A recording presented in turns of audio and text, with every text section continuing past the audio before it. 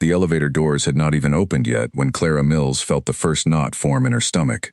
She stood in the lobby of Cole Industries, gripping the strap of her laptop bag with both hands, watching the numbers above the elevator tick down from 14 to 1. The lobby was the kind of place that made people feel small on purpose. The floor was pale marble. The ceiling was high and cold. There was a long reception desk made of black stone, and behind it sat a woman who had not looked up once since Clara walked in through the glass doors 4 minutes ago. Clara had been early. She was always early. Being early was the one thing she could control when everything else felt like it was sliding away from her. She adjusted the collar of her blazer and told herself to breathe. The job she was interviewing for was a senior business analyst position at one of the most respected private firms in the city. Cole Industries had been founded by Ethan Cole 12 years ago when he was 23 years old and, by most accounts, already difficult to be around. The company had grown from a 2-room consulting outfit into something that employed over 800 people across 4 offices. Ethan Cole was still its chief executive. He was also, according to every professional forum Clara had read in the past week, the coldest person in any room he entered. She had read the reviews. She had read the articles. She had read 3 different profiles of him in business publications, and in each one he came across as sharp, demanding, and completely without warmth. She told herself it did not matter. She was not going there to make a friend. The elevator opened. She stepped inside, pressed 14, and watched the doors close. For a moment she stood perfectly still and stared at her own reflection in the polished metal panel beside the buttons. Her dark hair was pinned back. Her blazer was pressed. She looked, she thought, like someone who knew what she was doing. She did not feel like someone who knew what she was doing. She had left nursing 3 years ago. 4 years in a cardiac ward, reading monitors, tracking numbers, watching the human body communicate everything it was feeling through data. And then she had walked away from it. Not because she had hated it, she had loved it.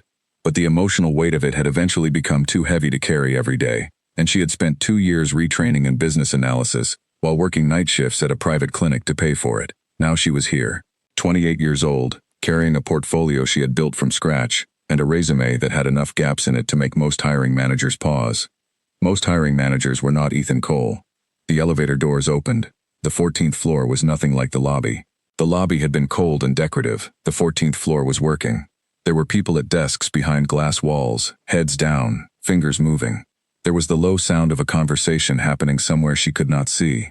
The carpet was a dark gray. The walls were the color of concrete.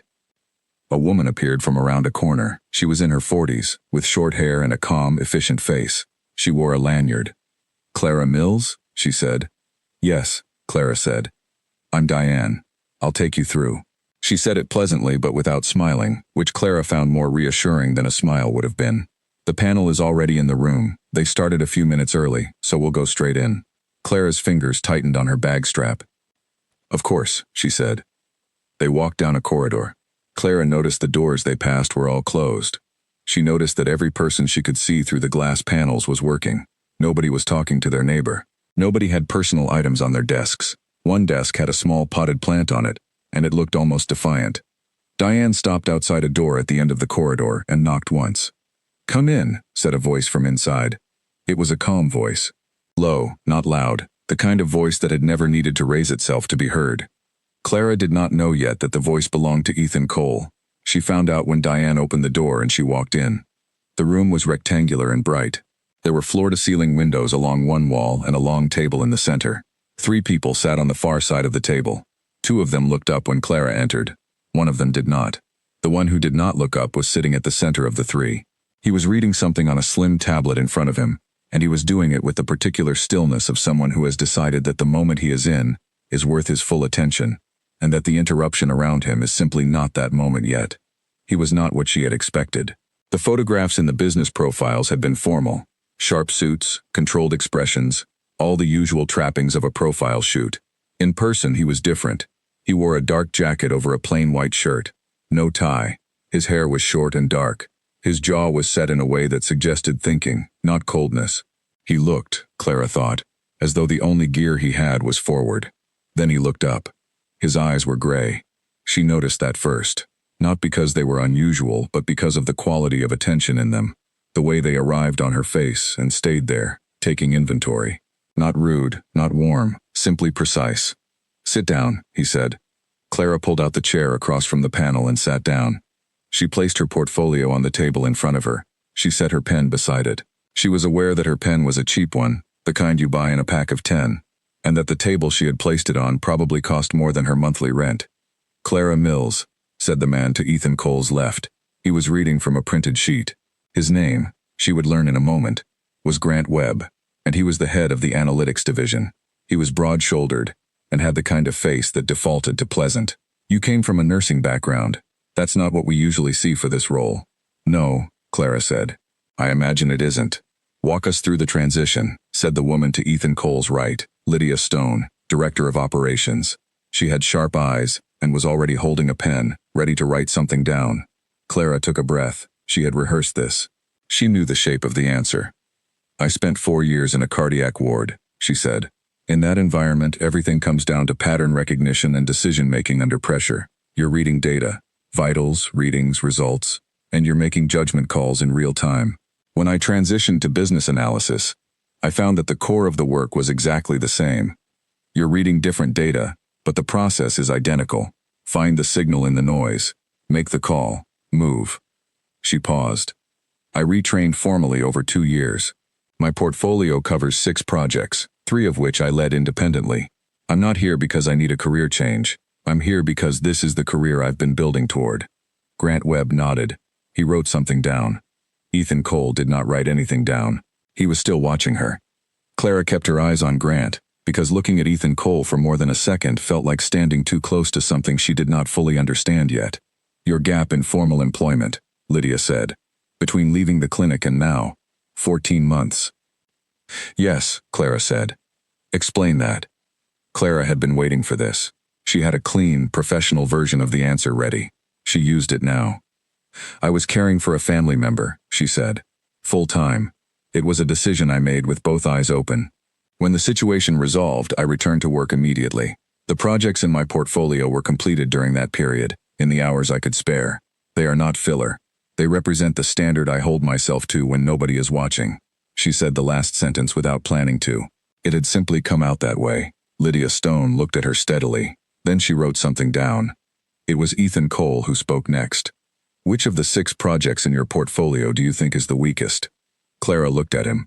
The question was not what she had expected, not which is your strongest, which was what interviewers usually wanted to know, because it gave them the highlight reel. He had asked for the weakest. She thought for exactly 2 seconds. The supply chain audit in Section 4, she said. The methodology was sound, but the sample size was too small for the conclusions I drew. I knew it at the time, and I made the call to proceed anyway, because the client needed results on a deadline I couldn't push back. I flagged the limitation in my notes. I've since redone the analysis with a full data set. The conclusions held, but I should have waited. Silence. Then Ethan Cole said, "Why are you telling me that?" "Because you asked for the weakest one," Clara said, and that's what it was. He held her gaze for a moment. She held his. Then he looked down at his tablet again. Grant Webb asked the next question, and then Lydia, and then Grant again. And Clara answered each one cleanly and honestly. And the interview moved forward the way interviews are supposed to move. In a direction, with momentum, with a sense of shape. But every few minutes, she felt it, the particular weight of being watched by someone who had stopped pretending they weren't watching. She knocked her pen off the table at the 40-minute mark. It clattered on the floor and rolled a full 2 feet before stopping. She leaned down, picked it up, sat back up straight, and kept going without apologizing for it. She saw, in her peripheral vision, something shift in Ethan Cole's expression. She did not look directly at him to confirm it. She could not have said what the shift was, but it was there. The interview had been scheduled for 60 minutes. At 62 minutes, Grant Webb glanced at the clock and began to gather his notes. Lydia Stone capped her pen. Ethan Cole did not move. "One more question," he said. His voice was the same as it had been when she walked in, calm, low, unhurried, but Grant stopped gathering his papers, and Lydia uncapped her pen again, and Clara understood from those 2 small movements that when Ethan Cole said one more question, people made space for it. "What do you want from this job?" he said. "Not what you think I want to hear. What do you actually want?" Clara breathed in slowly. "I want to be given a problem that's hard enough to be worth solving," she said. "I want to be in a room where the standard is high, and the expectation is that you meet it. I don't need to be told I'm doing well. I need to be in an environment where I can tell, and I want to stop explaining the nursing thing in every interview as though it's a liability, and have someone see it for what it is. which is a background in reading human systems under pressure. That transfers. I've proved it in the portfolio. She stopped. The room was quiet. Grant Webb was nodding slowly. Lydia Stone had her pen on the paper but was not writing. Ethan Cole was looking at her the way she imagined he looked at data that had come back in a form he had not anticipated. "Thank you," he said. "We'll be in touch." Clara stood. She picked up her portfolio and her pen, the cheap one. She nodded to each of them in turn. When she got to Ethan Cole, he was already looking at his tablet again. She walked out of the room. Diane was waiting in the corridor to escort her back to the elevator. Clara walked beside her and said the right things. "Thank you. Lovely building. I look forward to hearing from you," and pressed the button for the ground floor. The doors closed. She was alone. She leaned against the back wall of the elevator and pressed her fingers against her sternum for a moment, an old habit from the ward, checking her own heart rate when the pressure of a long shift hit all at once. Her pulse was fast, faster than it should have been after sitting in a chair for an hour. She told herself it was nerves. She was nearly sure that was all it was. The elevator reached the ground floor. The doors opened. She walked out across the pale marble, past the woman behind the black stone desk who still did not look up, and through the glass doors and out onto the street. The city was loud around her. She stood on the pavement for a moment and let it wash over her. She had gotten through it. She had answered cleanly. She had not flinched when he pushed. She had told him the truth when the easier thing would have been to give him the polished version. She walked to the bus stop 2 blocks down and sat on the bench and pulled out her phone and sent a message to her friend Nina. "Done," she typed. "The CEO is the most intense person I've ever been in a room with, and I used to work on a cardiac ward." She stared at the message for a moment. Then she added, "Don't read into that." She sent it. 3 seconds later, her phone buzzed. "Already reading into it," Nina wrote back. "Dinner tonight, tell me everything." Clara looked up from her phone. Down the street, the glass face of the Cole Industries building caught the afternoon light and threw it back in a long, cold gleam. She had answered every question honestly. She had sat across from a man who looked through things rather than at them, and she had not looked away. She had also, without planning to, noticed the watch on his left wrist when he reached across the table to hand Grant a printed sheet at the 20-minute mark. It was a dark-banded sports watch, the kind with a heart rate monitor built into the face. She had noticed because she was wired to notice. She had not read it. The angle was wrong, and the moment was brief. She had filed it the way she used to file peripheral data on the ward, not the main signal, but worth remembering. She stood up when the bus arrived, stepped on, paid her fare, and found a seat by the window. The city moved past her in blocks of gray and gold. She thought about the question he had asked at the end, not the content of it, but the way he had asked it. Not what you think I want to hear. He had wanted the real answer, not the one she had rehearsed. And she had given it to him. She wondered if that was a good thing or a dangerous one. She leaned her head against the cool glass of the bus window. She had exactly 3 days to find out. She counted them on her fingers. 3 days before they called. She was already thinking about what she would say when they did. She was already turning over the things he had said, not the questions exactly, but the spaces between them. The way he had gone quiet after her answer about the supply chain audit. The way the room had gone quiet with him. He was not a man who went quiet accidentally. Nina had asked her to tell her everything over dinner. Clara was already deciding how much of everything she would actually say. Some things she needed to sit with first. Some things needed more than one read before you knew what they were telling you. She had learned that in the cardiac ward too. Not every fast heart rate means what you think it means at first glance. You watch. You take the reading again. You compare it to what came before. You let the data tell you the story, and you do not rush the ending. She pressed her fingers against her wrist again, the old habit, and counted. Her own pulse was still going faster than it should have been. She took her hand away. She looked out the window. 3 days. She reached her stop and got off the bus and walked the 4 blocks to her apartment building, up 3 flights of stairs because the lift had been broken for 2 weeks, and into her flat, which was small and orderly, and smelled like the coffee she had left half drunk on the kitchen counter that morning. She sat down at her desk. She opened her laptop. She pulled up the Cole Industries company profile she had been reading for the past week and looked at the photograph of Ethan Cole that sat at the top of his bio page. In the photograph, he was standing in front of a window. His expression was neutral. His hands were in his jacket pockets. He looked like a man who had decided, at some point, that he was done performing ease for the camera. She closed the laptop. She went to the kitchen and poured the cold coffee into the sink and made a fresh cup and stood at the window with it, looking out over the street below, where a child was riding a bicycle in unsteady loops on the pavement, while an older woman watched from a doorstep with her arms crossed. Clara watched them for a while. She thought about the way Ethan Cole's pen had been perfectly still on the table in front of him the entire time she was speaking. Most people in an interview panel wrote things down constantly. Little notes, small assessments, a word here and there to remind themselves of something later. He had not written a single thing. He had not needed to. That was the most unsettling part of it, the fact that he had simply sat there and listened with an attention so complete that it felt almost like a physical thing, like something that took up space in the room. She had worked with doctors like that, the best ones, the ones who could walk into a room and read the whole situation in 6 seconds. Patient, chart, numbers, family at the bedside, and already be 2 steps ahead of the diagnosis before anyone else had finished processing. That kind of focus was not comfortable to sit across from, but it was something she had always respected. She finished her coffee. She rinsed the cup. She went to change out of her blazer. Her phone buzzed again. Nina. Are you wearing the gray blazer or the blue one? Clara looked at the blazer in her hand. Gray. Gray, she typed back. Good choice, Nina replied. He noticed. Clara set her phone face down on the dresser. She stood there for a moment in the quiet of her bedroom, the blazer hanging from her hand, the late afternoon light coming through the thin curtains in long diagonal lines. She told herself she was not going to think about whether he had noticed. She hung up the blazer. She was definitely going to think about it. Diane called the next morning at 9:47. Clara was at her kitchen table with a second cup of coffee and her laptop open, applying for another position at a firm across town.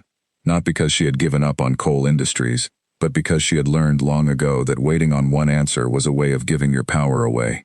She applied to other things. She kept moving. She did not sit still and want. The number was from a landline. She picked up. Clara Mills, Diane said. Ethan Cole would like to see you again. Second interview, the day after tomorrow, same time. Clara set down her coffee cup.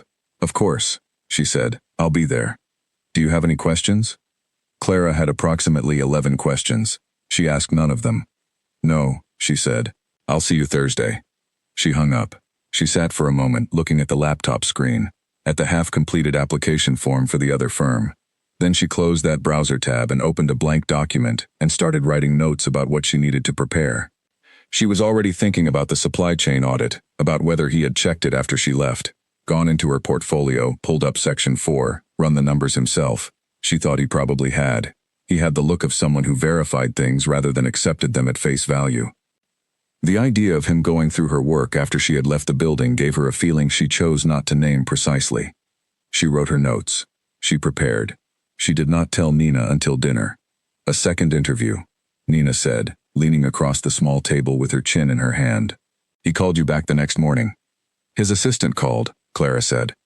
His assistant called on his behalf, Nina said, as though this distinction meant nothing. The day after. For a Thursday slot. Clara. That's fast. It might just be standard process. Nina gave her a look that communicated, without words, that she did not believe that for a single second. What did he say to you in the first interview? Nina asked. Clara told her.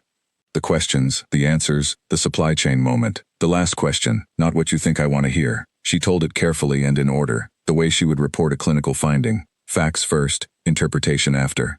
Nina listened without interrupting. That in itself was unusual. When Clara finished, Nina sat back and picked up her fork and said, He asked you what you actually wanted, in an interview. Yes. And you told him. Yes. And then he said thank you and the room went quiet. Yes. Nina pointed her fork at Clara. That man is in trouble, and he doesn't know it yet. Clara looked at her plate. He's my potential employer, she said. Right now he is, Nina said. Eat your food. You're going to need your energy on Thursday. Clara ate her food. She did not argue. She had found, over the years, that arguing with Nina about things she was eventually going to be proved right about was a waste of good time. Thursday arrived the way important days usually do. Faster than expected and with worse weather than forecast. Clara stood in front of her mirror at 7:30 in the morning and looked at herself with the same clinical detachment she used to apply to pre-shift assessments on the ward. Blue blazer this time, a white shirt, dark trousers, her hair down, which she rarely did in professional settings, but she had tried it pinned back twice that morning, and it had felt like a costume she was putting on for someone else's comfort. She left it down. She took the earlier bus. She arrived at the Cole Industries building at 9:15 for a 9:45 appointment. She sat in the lobby on a low gray sofa near the window and took out a small notebook and reviewed her preparation notes. The woman at the reception desk was different from the first visit. Younger. She looked up when Clara came in and smiled and said, "Can I help you?" in a voice that suggested she actually meant it. Clara told her she had an appointment. The woman checked the screen and nodded and said someone would be down shortly. Clara sat with her notebook. She had spent the previous 2 days going back through her portfolio from the beginning, not to change anything, but to know it the way you know something when you expect to be challenged on it. She had looked at every project, every methodology note, every conclusion and the data that supported it. She had found 2 other places where her sample size could be questioned. She had prepared for those. She had also, because she could not help it, reread both of the long-form profiles of Ethan Cole. Not the short ones, the long ones, where the journalists had actually spent time with him and come away with something more than a glossy summary. In one of them, a reporter described sitting across from him in his office for an hour and coming out of the interview feeling as though she had been the one being assessed, not him. She wrote, "He has the stillness of someone who has already thought the thought you are about to have." Clara had read that sentence twice. Then she had closed the article and gone to bed.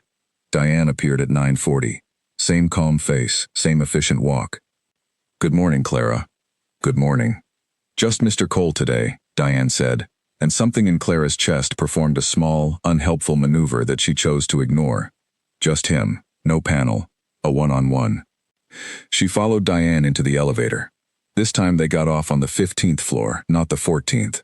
Clara noticed this but said nothing. The 15th floor was quieter. The carpet was the same dark gray, but the corridor was shorter, and the doors here were heavier, solid, not glass. Diane stopped outside the door at the end and knocked. "Come in," said the voice she recognized. Diane opened the door and stepped aside. Clara walked in. The office was wide and faced south. The windows took up most of one wall, and the light coming through them was the white, flat light of a cloudy morning. There was a desk to the left, large, clean, with 2 monitors and no decoration, and a sitting area to the right, with 2 low chairs and a low table between them. On the table were 2 cups of coffee and a small jug of water. Ethan Cole was standing at the window with his back to her when she entered. He turned around. He was in dark trousers and a navy jacket today. The same plain shirt, no tie, again. He looked at her with the same directness as Thursday, and Clara understood in that moment that this was simply how he looked at things, without softening it, without performing ease. "Sit down," he said. She sat in one of the chairs. He sat in the other. He did not have a tablet or any papers. His hands were on the arms of the chair. She noticed the watch, the same dark-banded sports watch on his left wrist, facing inward, toward his pulse. She looked away. "I read through your portfolio again," he said. "The supply chain section?" she asked. Something crossed his face. Very brief. Then, among others, "You were right about the sample size. I pulled the raw data. And your conclusions held," he said, "which makes the methodology error less damaging but not irrelevant." "I know," she said. "I said as much." "You did," he said. "Most candidates don't. They wait to see if I'll find it." Clara looked at him. "Would you rather I had waited?" He was quiet for a moment. "No," he said. He reached for his coffee and took a measured sip. Clara reached for hers and did the same, and for a moment the only sound was the low hum of the building's air system and the very faint sound of rain beginning against the windows. "Tell me about the cardiac ward," he said. She had not expected that. "What would you like to know?" she said. "What it taught you," he said. "That you can't learn from a textbook." Clara held her coffee cup in both hands and thought about it honestly. Not the polished version, but the real one. "Pattern disruption," she said. "On a ward, a patient's numbers tell you a story over time, but the most important thing you learn is how to recognize when the story changes. Not the dramatic change, the big alarm, but the small shift. The slight increase in heart rate over 2 hours that means something is building. The change in oxygen saturation that is still within normal range but is trending in one direction. The data is technically fine, and the data is also telling you to pay attention." He was watching her. "Most people wait for the alarm," she said. "The alarm means you're already behind. The good clinicians never wait for the alarm." A pause. "That's what I brought to analysis," she said. "I watch for the small shifts. I build the trend picture before the alarm goes off." "Give me an example," he said, "from the portfolio." She told him about the third project, the retail client whose inventory data had been showing a minor, recurring discrepancy in one product category for 6 months. The discrepancy was within margin of error. Every previous analyst had flagged it, noted it was within tolerance, and moved on. Clara had tracked it back 4 years, and found that it appeared every spring, peaked in April, and resolved by June. It was seasonal pilferage, she said. One distribution center, one 2-month window, happened every year. Nobody had gone back far enough to see the pattern because they were looking at the current quarter, not the history. How did you find it? I went back 4 years, she said, because the pattern was too consistent to be random. He set down his coffee cup. He leaned forward slightly, just an inch, the smallest shift in posture, and said, "Who taught you to look for patterns over time rather than in isolation?" Clara thought about it. "A cardiologist I worked under," she said. "Dr. Carroll. She used to say, 1 number is a moment. A series of numbers is a sentence. You have to read the whole sentence before you can understand the word." The room was quiet.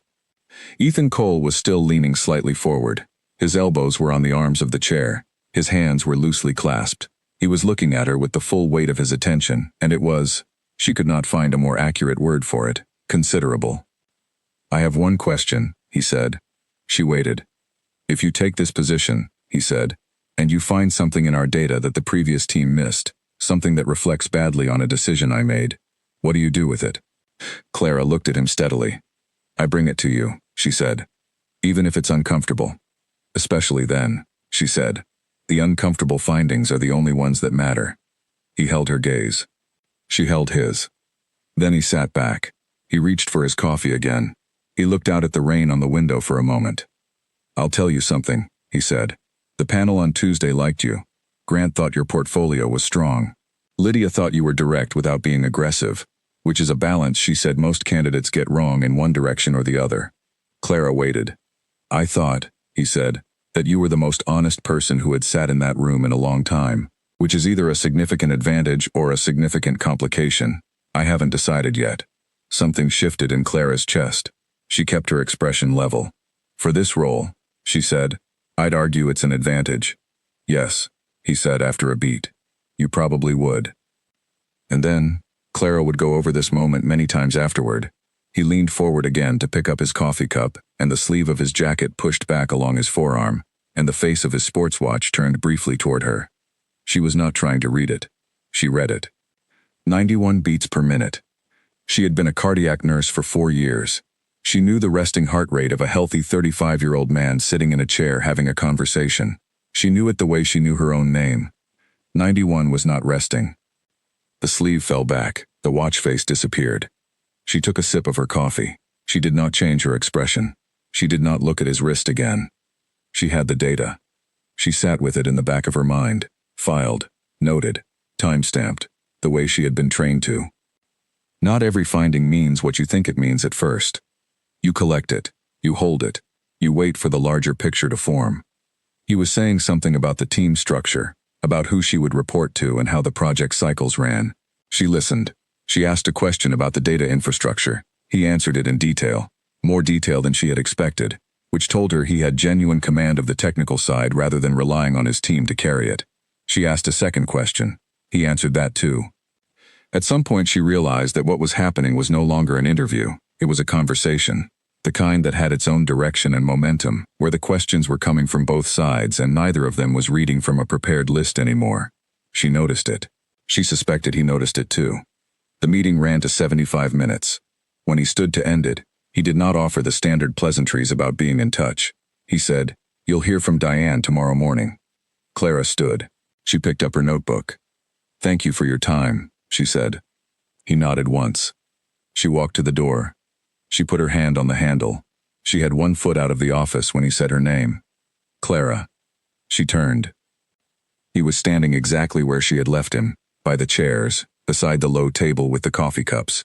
He was not looking at his watch. He was looking at her. "The cardiologist," he said, "the one who told you to read the whole sentence." "Dr. Carroll," Clara said. "Good advice," he said, "for more than cardiology." He said it like he meant something specific. She held his gaze for a second. "I've always thought so," she said. She went out. The door closed behind her. Diane was at the end of the corridor. Clara walked toward her. In the elevator going down, she pressed the back of her hand to her cheek, which was warmer than it should have been. She did not press her fingers to her wrist this time. She did not want to know what her pulse was doing. She stepped off the elevator into the lobby, and walked across the pale marble, and through the glass doors, and stood on the wet pavement outside. It was raining properly now. She had no umbrella because she had checked the forecast that morning, and the forecast had been wrong, which felt, she thought, appropriate. She stood in the rain for a moment, and let it settle on her shoulders. 91. She had filed it. She was still filing it.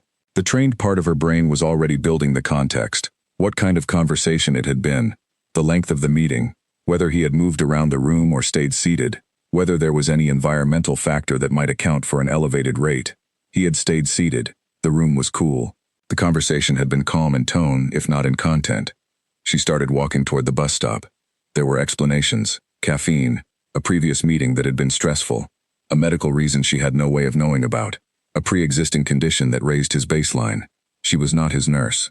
She was not his doctor. She had no business drawing clinical conclusions from one number glimpsed on a watch face at the edge of a professional conversation. She reached the bus stop. She stood under the small overhang that barely qualified as shelter, but she had been a cardiac nurse. And 91 was the number she had seen, and the sleeve had slipped at the exact moment she had been explaining, of all things, how to read patterns in data over time rather than in isolation, how to notice the small shift in a number that was technically within range but trending somewhere the alarm hadn't caught up to yet. She pressed her lips together. The bus arrived. She got on. She sat by the window. She watched the wet city move past her in gray and silver.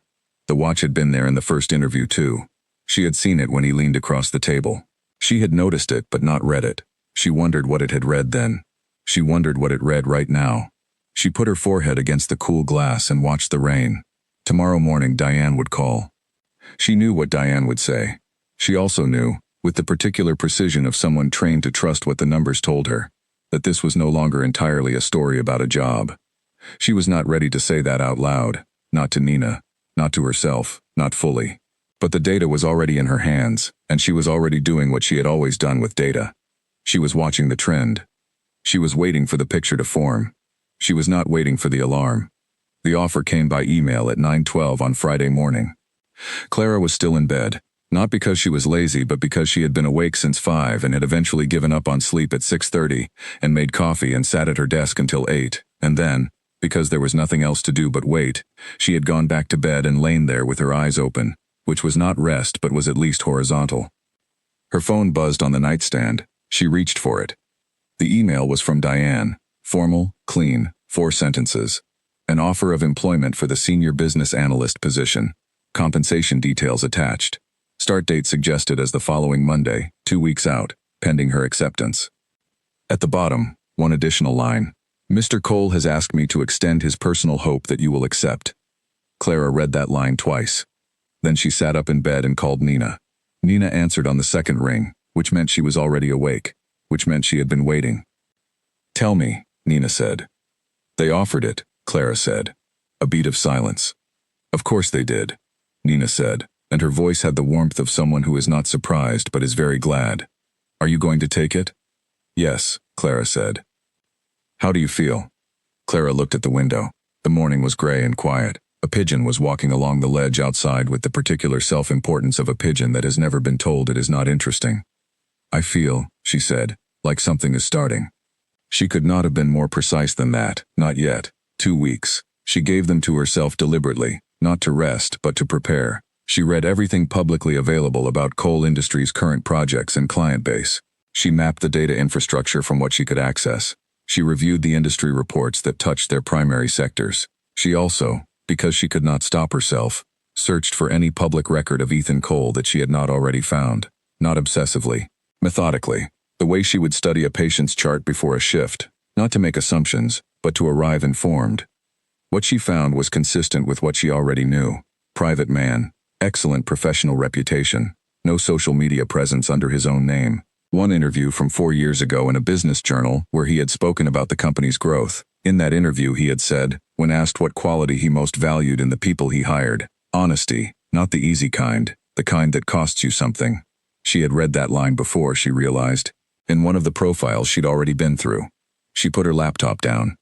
She thought about what it meant, or what it might mean, that he had called her the most honest person who had sat in that room in a long time. She thought about 91 beats per minute. She took a breath and wrote it all down in her notebook in 2 clean lines, the way she used to write clinical observations. Time, measurement, context, no conclusions yet. Thursday, office, resting, 91 BPM, duration, brief glimpse, 2 seconds. Context, conversation, seated, no movement. No known baseline for comparison. She looked at it. No known baseline for comparison. That was the problem. One data point was not a pattern, it was a moment, and she had spent 4 years learning not to react to moments. She closed the notebook and made dinner and went to bed. Monday came. Clara arrived at the Cole Industries building at 8:50 for a 9 o'clock start. The lobby felt different when you were arriving to work in a place rather than interview at it. Smaller, in a good way. More real. The woman at the reception desk was the younger one again, the one who smiled. "Good morning," the woman said. Her name badge said Rose. "Are you our new analyst?" "I am," Clara said. "Brilliant. Owen will come down for you in a minute. Can I get you anything while you wait?" Owen turned out to be Owen Park, Ethan Cole's personal assistant, a composed, quietly efficient young man who shook her hand and said, "Welcome," like he meant it, and then walked her through the building with the practiced ease of someone who had done many first-day orientations and knew exactly which pieces of information were useful and which ones people forgot immediately. He showed her to her desk on the 14th floor. Corner position, good light, 2 monitors. He explained the access systems, the project management software, the reporting structure. He told her the coffee machine on 14 required a specific press and hold combination that was not written on any instruction card, but was understood by everyone on the floor. "Who do I report to directly?" she asked. "Grant Webb is your line manager," Owen said. "But your project assignments will come through Mr. Cole's office, which means they'll come through me." "And Mr. Cole himself," she said. "What's the usual channel?" Owen looked at her with something that was almost but not quite a smile. "Mr. Cole tends to come to you when he wants to," he said. "There's no usual channel so much as a general expectation that you're always prepared." Clara nodded. "Understood," she said. Grant Webb came by at 9:30 and spent an hour with her, going through the current project load. There were 4 active projects and 1 in its opening phase that had not been formally assigned yet. Grant was warm and direct and made no effort to be anything other than what he was, which Clara appreciated. He had the quality of someone who had found his precise level of competence and was fully comfortable there. No ambition for more, no resentment of others who had more. At 12:15, Clara went to the kitchen to make coffee, and Lydia Stone appeared beside her at the counter. "How's the first morning?" Lydia asked. "Good," Clara said. "Busy." "It's always busy," Lydia said. "That's either appealing or it isn't, and it's usually obvious pretty quickly which camp you're in." She poured her own coffee. "You'll be fine. You asked better questions in both interviews than anyone we've seen in a year. That counts here." She left before Clara could say thank you. Clara made her coffee and stood for a moment by the window in the kitchen, looking out over the city. She had been in the building 4 hours, and she had not seen Ethan Cole once. She had also, she noticed, been listening for him. For his voice, specifically. That low, calm register that carried without trying to. She had heard Grant's voice and Lydia's voice and Owen's voice and Rose's voice and 4 other people she had been briefly introduced to. Not his. She told herself that was normal. He was the CEO.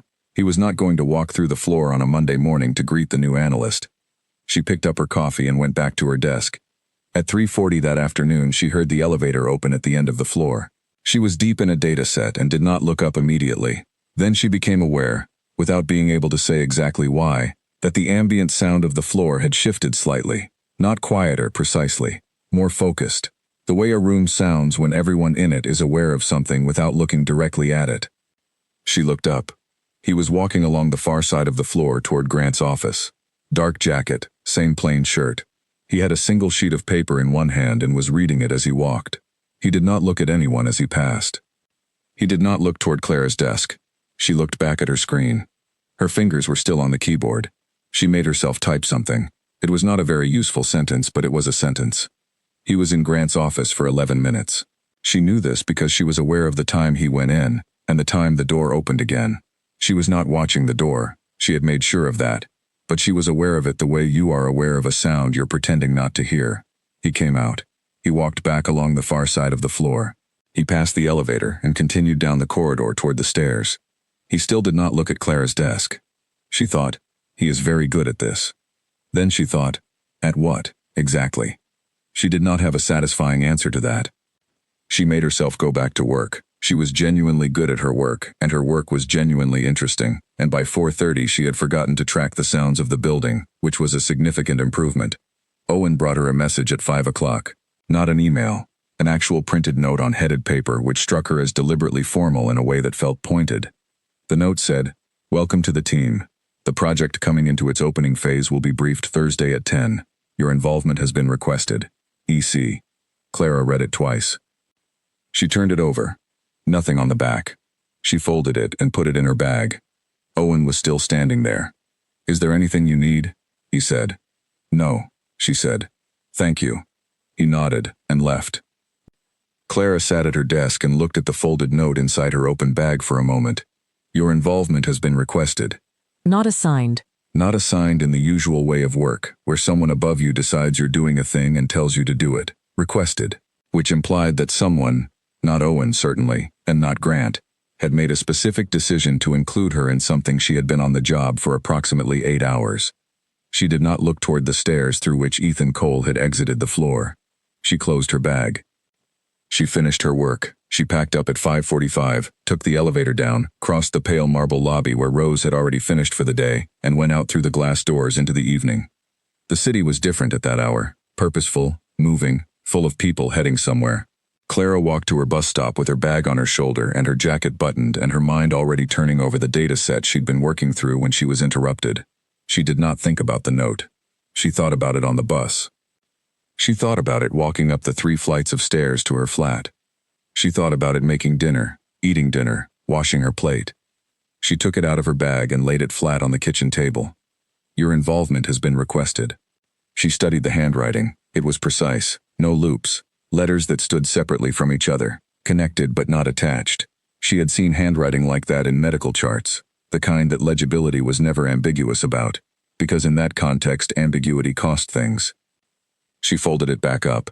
She thought about 91. She opened her notebook and looked at the line she had written. Thursday, office, resting, 91 BPM. Duration, brief glimpse, 2 seconds. Context, conversation, seated, no movement. No known baseline for comparison. She picked up the pen. She added a second line. Monday, floor 14. Walking, reading. No watch visible. No measurement. Duration, 11 minutes in office, total 3 minutes visible to floor. No direct contact. She looked at what she had written. A pattern was not 2 points. A pattern was more than 2 points and could not be assumed. She knew this. She had always known this. But you had to start somewhere. She closed the notebook. She went to bed. She thought about the note until she fell asleep, and then she dreamed about something else entirely, and woke up in the morning feeling clearer than she had in a week. She got up. She made coffee. She went to work. The rest of her first week settled into a shape she recognized, the particular combination of high focus and minor disorientation that came with being new somewhere. She was learning the rhythms of the floor, when Grant arrived, which was always at 8:30 exactly, when Lydia passed through, which was unpredictable and therefore paid attention to, when Owen appeared, which was usually in the afternoon and usually with something that needed acting on quickly. She was also learning something else. Ethan Cole came to the 14th floor on average twice a day. He arrived through either the elevator or the stairs. She had not yet worked out the pattern. And he went to Grant's office or, occasionally, to the small conference room at the end of the corridor. He never stayed long. He never stopped to speak to anyone on the floor unless it was directly necessary. He also never came to her desk. This was, she told herself, completely normal. She had been there 5 days. She was a new employee. He was the CEO of a company with 800 people in it. He had no reason to come to her desk. On Friday afternoon, she was reviewing a draft report when the hairs on the back of her neck did the thing they sometimes did. A quiet alertness that she had long since stopped dismissing as imagination. She glanced up. He was standing at the window at the far end of the floor. He was looking out at the city. His back was to her. He had a cup of coffee in one hand. As she watched, he turned, not toward her directly, but at an angle, and for a moment she could see his face in profile. He was not looking at anything in particular. He was thinking. He turned back to the window. She went back to her report. 3 minutes later, she heard him walk past, not past her desk specifically, but along the far aisle, and the sound of his footsteps was measured and unhurried, and then the elevator opened and closed and he was gone. She stared at her report. She had not once caught him looking at her desk, and yet the feeling she carried from the end of each day that first week was not the feeling of someone who had gone unnoticed. She could not say why. She went home on Friday evening and called Nina and said, "I haven't spoken to him since the second interview." And Nina said, "But?" And Clara said, "But nothing." And Nina laughed in the gentle, infuriating way of someone who knows the next sentence you're not saying. Clara did not say the next sentence. She had enough to manage with the sentences she was already carrying. Thursday was coming, the project briefing, the opening phase of something that had not been formally assigned yet. Her involvement had been requested. She was going to be in a room with him again. She thought about what her pulse had done in both interviews and told herself, firmly, that she was a professional, and that professionals did not allow their cardiovascular system to have opinions about their workplace. She made dinner. She thought about it the whole time. She went to bed and did not sleep well and got up the next morning and went for a walk in the cold early air and came back feeling stronger, which was what walks in cold early air were for. Monday, Tuesday, Wednesday, Thursday at 10 o'clock. She was ready. She arrived at the meeting room on Thursday at 9:58. The door was already open. Grant was there, along with two people she had been briefly introduced to during the week, a data engineer named Pete Marsh and a project coordinator named Iris Ryan. There was one empty chair to the left of the head of the table. Ethan Cole was not there yet. Clara sat down. She opened her notebook. She placed her pen beside it, the same cheap pen, a different one from the same pack of 10.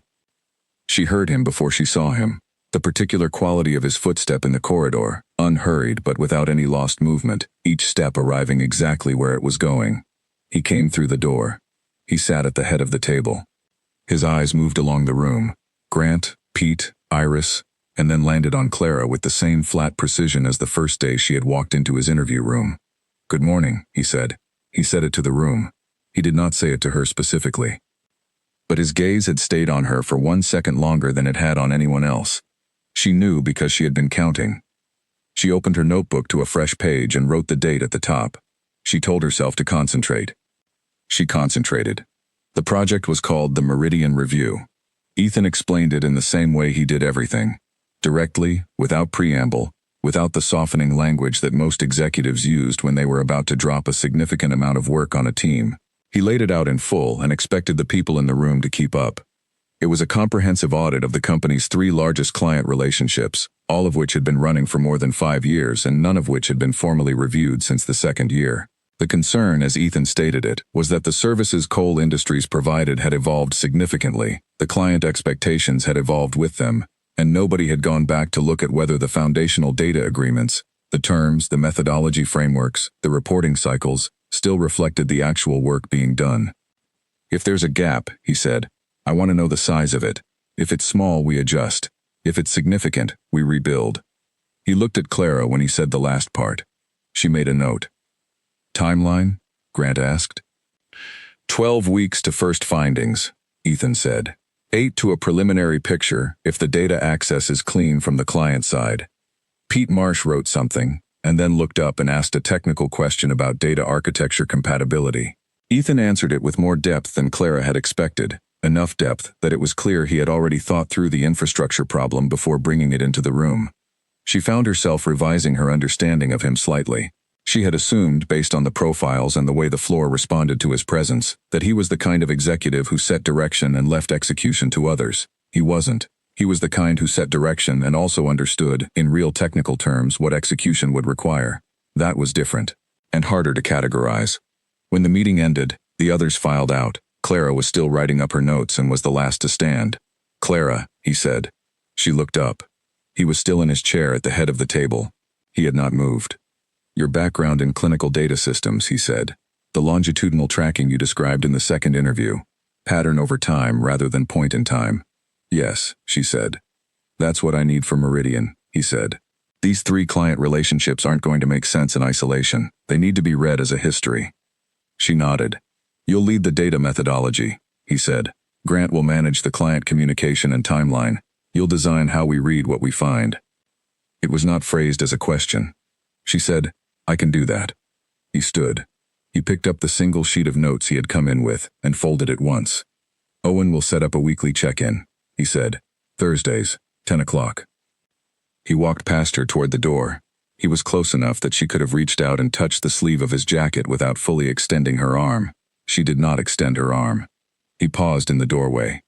One thing, he said, without turning fully around. She waited.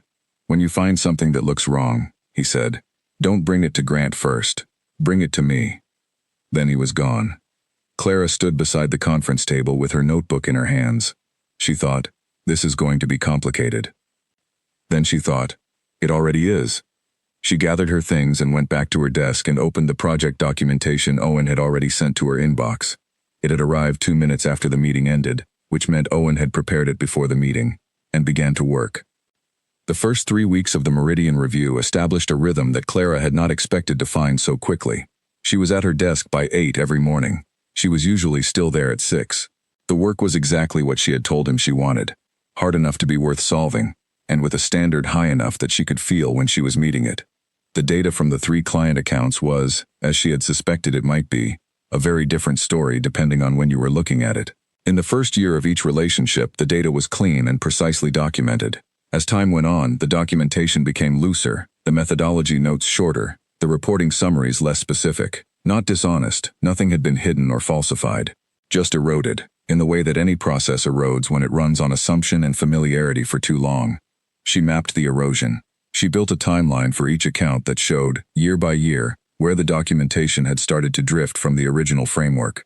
By the end of the second week, she had a picture that was clear enough to be uncomfortable. She wrote it up in a preliminary memo. Clean language, no softening, the facts in order of their significance. She sent it to Owen on a Friday afternoon with a note that said, for Mr. Cole, preliminary findings, Meridian Review, accounts 1 and 2. Account 3 in progress. Owen replied in 4 minutes. Received. He'll review over the weekend. She had not expected a weekend review. She closed her laptop at 6:30, took the elevator down, walked to her bus stop and went home. She told Nina about the project over the phone while making dinner. You sound different, Nina said. How? Settled, Nina said. Like you found the thing you were supposed to be doing. Clara thought about it. Maybe, she said. And him? Nina said. It was casual, but it was deliberate. Professional, Clara said. We have a weekly meeting. He reviews my work. He asks good questions. That's it? That's it, Clara said. It was not entirely it. But the rest of it was not the kind of thing she could put in a sentence without it sounding like more than she could currently account for. The rest of it was, the weekly Thursday meetings ran over by 15 minutes on average, not because the material was unfinished, but because the conversation kept generating its own next question, and neither of them was in the habit of cutting a good question short just because the time was up. The rest of it was, he had come to her desk twice in 3 weeks, the first time to hand her a printed extract from a client document he had found and thought was relevant, the second time to look over her shoulder at a chart she had built and say, rotate the axis, which she had done, and which had made the pattern immediately clearer, and which had annoyed her slightly, because she had not thought of it herself. She had told him it was a good call. He had looked at the corrected chart for a moment and then said, yes, in a tone that was not self-congratulatory but was not falsely modest either, and then walked back to wherever he had come from. The rest of it was also, he had worn the watch every day since her first week, and she had still never managed to read it again. He was careful, she had noticed, about how he positioned his wrist. Not in a way that seemed deliberate or self-conscious, simply in a way that meant the face was rarely turned outward. She had noticed this. She had noted it. She had not drawn any conclusions from it, because one data point was not a pattern. The rest of it was, finally, when she walked into the Thursday meetings, the temperature of the room did something that she could not fully account for, and that she was not going to discuss with Nina. That's it, she said. Nina said. Clara changed the subject. On the morning of her 4th week, she arrived at her desk to find that someone had already been at it. Not in a way that was obvious or disruptive. Everything was exactly where she had left it the night before. But on top of the printed document she had left face up on the right corner of the desk, her preliminary memo, which she had printed for her own reference, there was a single handwritten note. 3 words and a question mark. Account 3 first. She picked it up. She recognized the handwriting immediately. Precise, standing letters, no loops.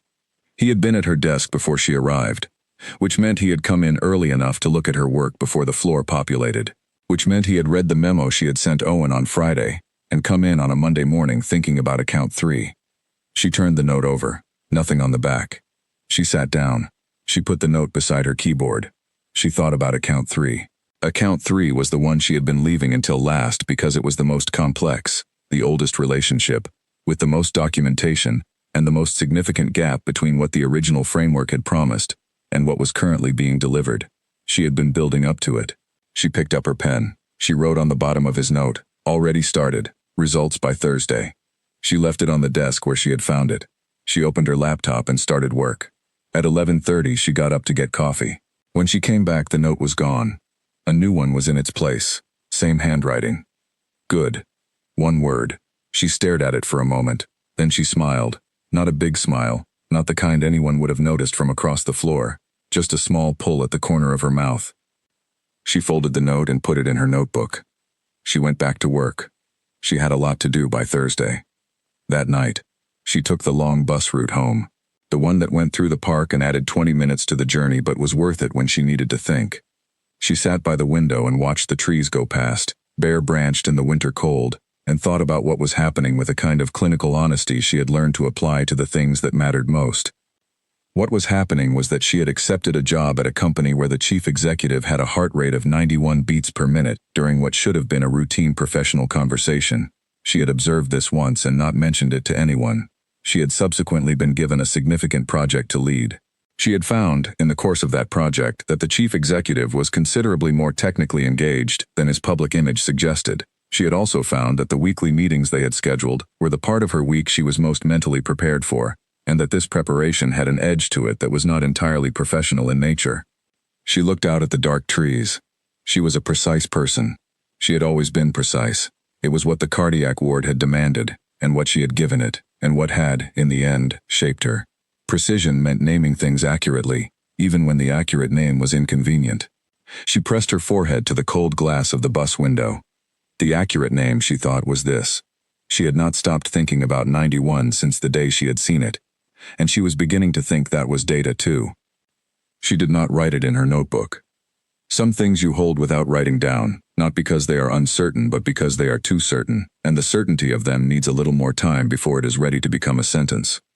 The bus moved through the cold park. The trees thinned and the city came back around her, lit and moving. She sat up straight. Thursday. She had work to do. The Thursday meeting ran long again. It always ran long. She had stopped being surprised by this. She had started, quietly, clearing her afternoon when possible. They were 40 minutes in, and deep in account 3 when Ethan pushed back slightly from the table, the kind of movement that signals a shift from the immediate detail to the bigger shape, and looked at her chart on the laptop screen she had turned toward him. "What's your read," he said, "on how it happened?" He meant the drift. The erosion of rigor over 5 years. Complacency, she said. Not malicious complacency, comfortable complacency. They'd been working with this client so long that the process had become automatic. Automatic processes stopped being examined. Nobody was doing anything wrong. They had just stopped asking whether it was still right. He was quiet. "That's a harder problem to fix," he said. "Than dishonesty?" she said. "Yes, because it doesn't feel like a problem to the people who are in it." She looked at him. "How do you fix it then?" she said. He looked at the chart. "You change what people are looking at," he said. "You make the automatic visible again, which is what this review is doing." It was the kind of answer she found herself thinking about afterward, not because it was complicated, but because of how cleanly it fit the situation. He thought in principles, clear ones that translated directly into action. She found that quality rare, and she found it, she would admit this, but only to herself, genuinely compelling. The meeting ended. She gathered her things. At the door he said her name. "Clara." She turned. "Account 3 is going to be the hardest conversation," he said. "The client has been with us since the beginning. When we present the findings, it may feel like a criticism of the relationship. It isn't, though," she said. "No," he said. "But feelings and facts don't always agree in the same room." She looked at him. "We present it as what it is," she said. "Not a criticism, a course correction. The evidence that the relationship is strong enough to survive honesty." He held her gaze for a moment. "Yes," he said. One word. The same word he had written on the note. She went back to her desk. She opened her notebook. She did not look at what she had written on the previous pages.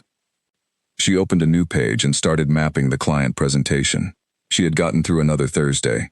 She decided, getting better at this. Or possibly worse. She was not entirely sure yet which of those was true. She finished the Account 3 documentation on a Wednesday evening at 7:15, when the floor had been empty for over an hour, and the only sounds were the low hum of the building systems and the occasional ping of an email arriving. She read back through the full report. It was good. She knew it was good, the same way she had known which of her portfolio projects were strongest. Not from pride, but from the quality of the argument and the precision of the evidence. The findings were clear. The methodology was clean. The gap between the original framework and the current delivery was documented year by year, with sources, and the conclusion was drawn carefully, not an accusation, but a diagnosis and a recommended course of treatment. She sent it to Owen at 7:19. She packed up. She put on her coat. She took the elevator down. The lobby was quiet. Rose had gone. The desk was empty. The pale marble looked different at night. Softer, somehow. Less deliberately cold. She pushed through the glass doors. The street was cold and clear. She could see stars, which was unusual in this part of the city. She stood outside for a moment just to be in the air. Her phone buzzed. She pulled it out. An email notification. The sender was Ethan Cole, not Owen. Ethan Cole's direct address, which she had only ever seen on the formal offer letter and had never used. She opened it.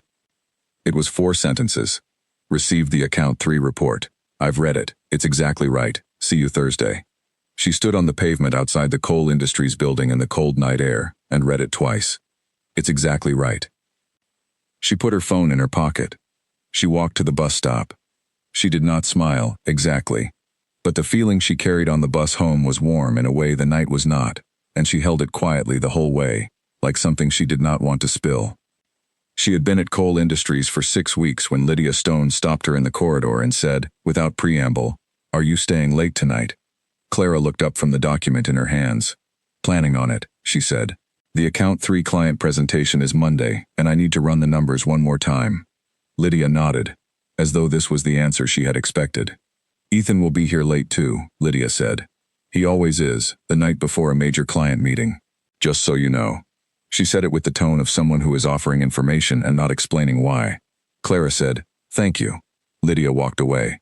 Clara stood in the corridor for a moment. Then she went back to her desk. She worked until 7, then until 8. The floor emptied gradually. Pete left at 6:30 with his jacket over one arm and a wave across the room. Grant left at 7, pausing at her desk to say good luck for Monday, which she appreciated. Iris had already been gone since 5:30. By 8:15, the 14th floor was entirely empty except for Clara.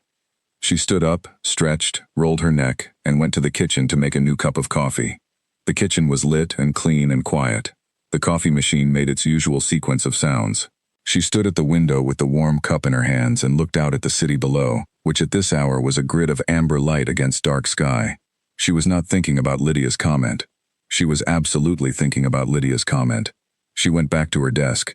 She worked another 40 minutes. By 9 o'clock she had confirmed what she already knew. The numbers were clean. The presentation was ready. The narrative was exactly as tight as it needed to be for a client who had been with the company since its founding and deserved honesty delivered with care.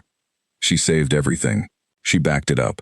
She shut down the second monitor and was reaching for her jacket when she heard the elevator. She did not react. The elevator opened at the far end of the floor. The footsteps that came out of it were the ones she had learned to recognize over the past 6 weeks. Unhurried, no wasted movement. She picked up her jacket and stood. He was coming down the far aisle. He had his jacket off and was carrying it over one arm. His sleeves were folded back, which she had never seen before. He looked, not less than himself, exactly, but more continuous. More like someone rather than a position. He saw her and stopped. They were 15 feet apart across the empty floor. "You're still here," he said. "Finishing the presentation," she said. "It's ready." He nodded once. "Monday's client is going to push back on Account 3, he said. "He'll call it a criticism. He always defaults to defensiveness when he feels assessed." "You know him well," she said. 12 years, he said. "He was my first real client, when I was 23, and the company had 11 people and 1 office."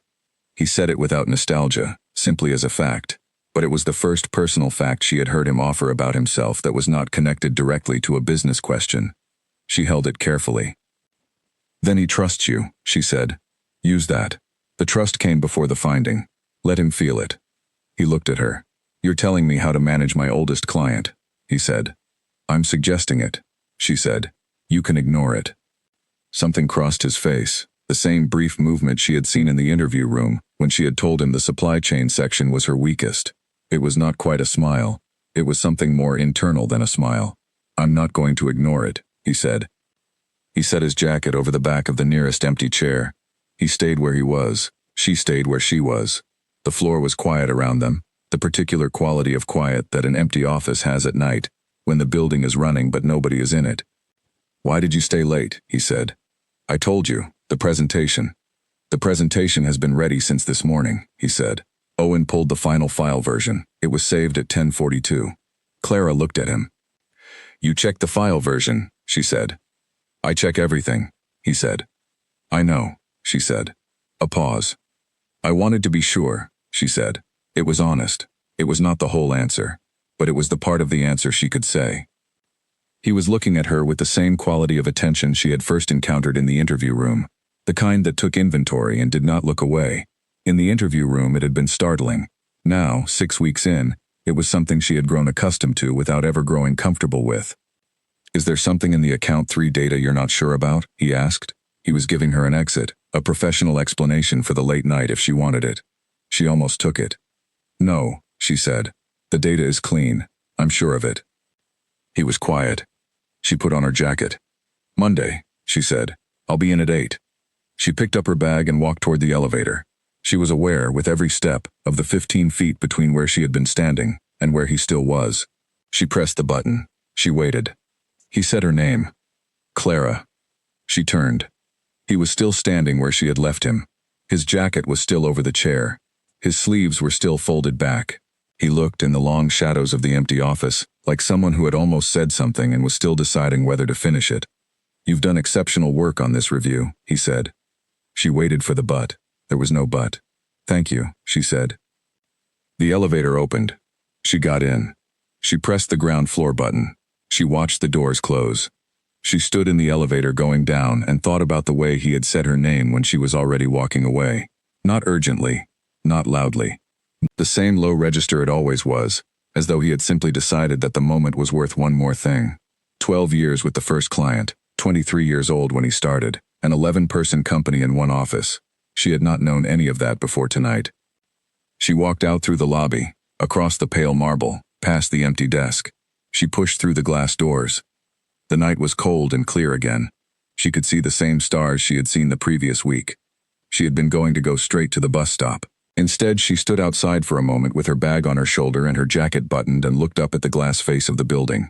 The 14th floor was lit. She could see, through the glass and at this distance, the shape of one person standing in the middle of the empty floor. He had not moved from where she had left him. She stood there for 3 seconds. Then she turned and walked to the bus stop.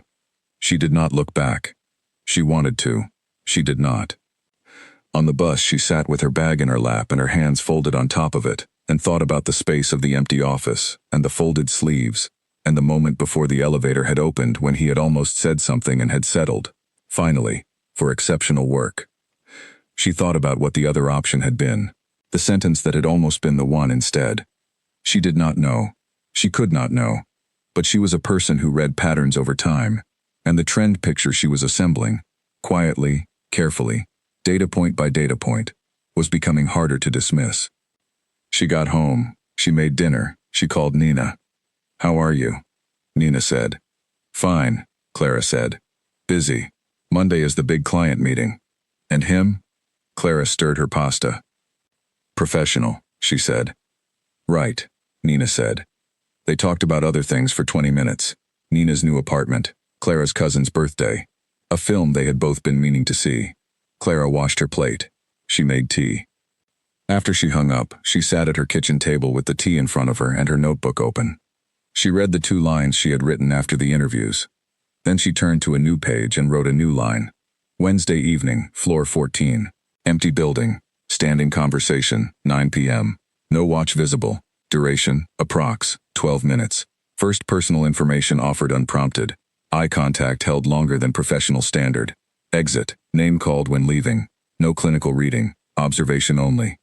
She looked at what she had written. 12 minutes. She thought about what he had looked like standing in the empty office with his jacket over the chair, the city dark behind the windows, looking at her with an expression she had no clean clinical word for. She closed the notebook. She drank her tea. She was a person who read patterns, and the pattern she was reading, data point by careful data point, was starting to say something she could not unhear. She was not ready to say it back, but she was listening.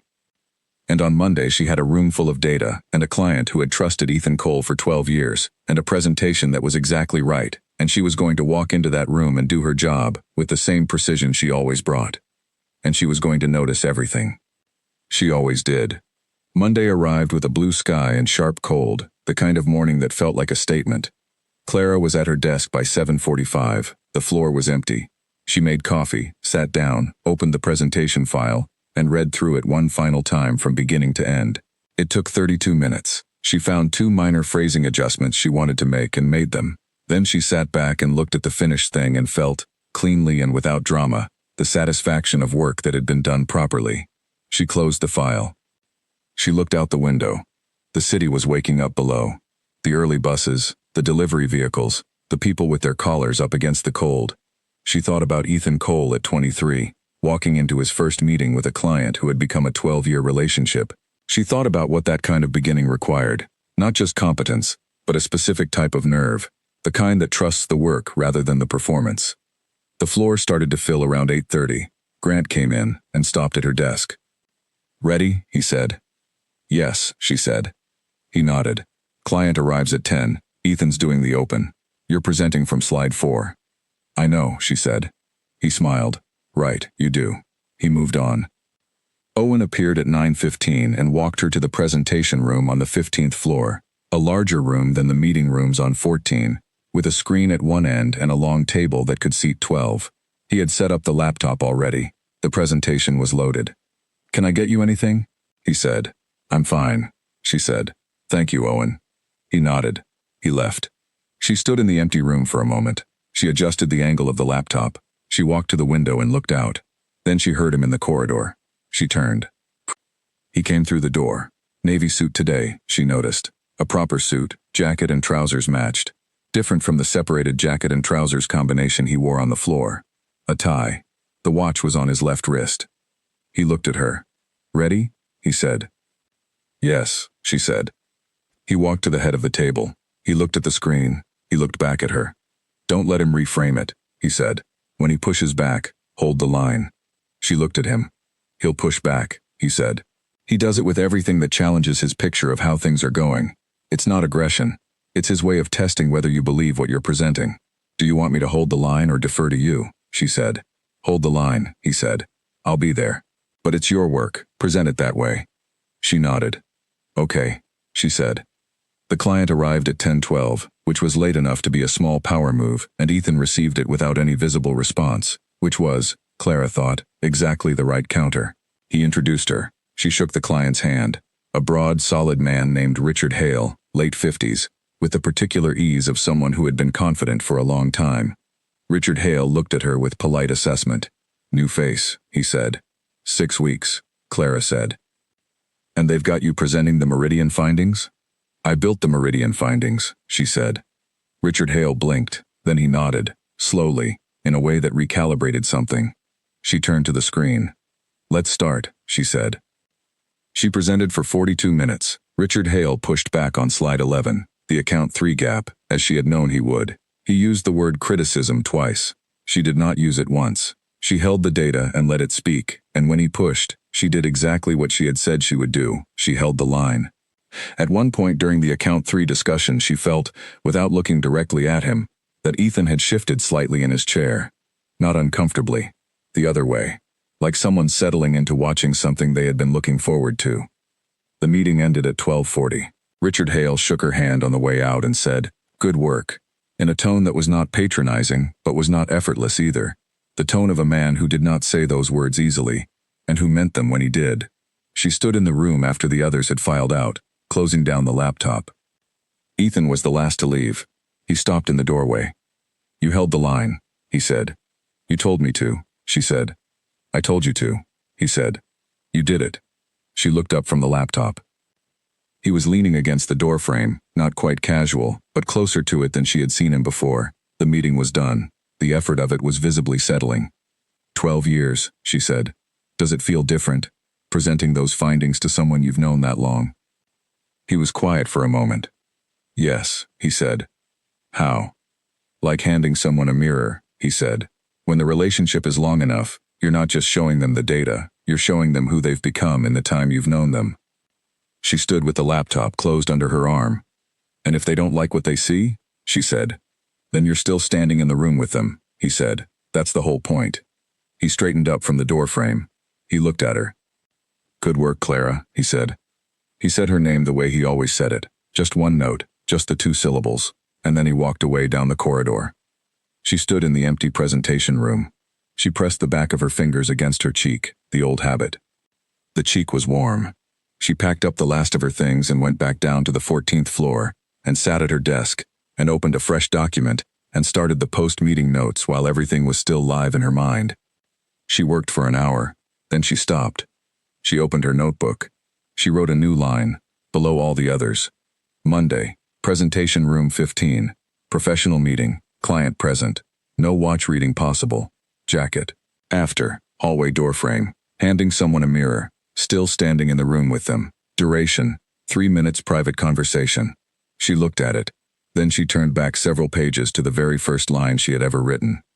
Thursday, office, resting, 91 BPM. She sat with the notebook open across her lap for a long time. The floor hummed around her. Grant was on the phone. Pete was typing. Iris walked past with a coffee. She was building a picture. It was not finished, but it had a shape now that it hadn't had at the beginning.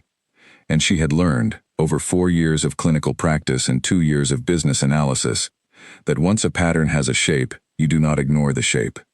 You follow it. You see where it goes. She closed the notebook. She went back to work. She had more data to gather. It was Iris who said it first. Clara had been at the company 8 weeks when Iris Ryan sat down at the desk beside her at lunch. Clara ate at her desk, which was a habit and not a choice, and said, with the directness of someone who had decided the conversation was happening whether it was invited or not, people are talking. Clara looked up from her sandwich. About? She said. Iris was 27. She had the specific energy of someone who had figured out very early that honesty, while occasionally uncomfortable, was simply more efficient than its alternative. Clara had liked her from the second week. About you and Ethan, Iris said. Clara set down her sandwich. Define talking, she said. Wondering, Iris said. Noticing. The usual. He gave you Meridian. Your Thursday meetings run long.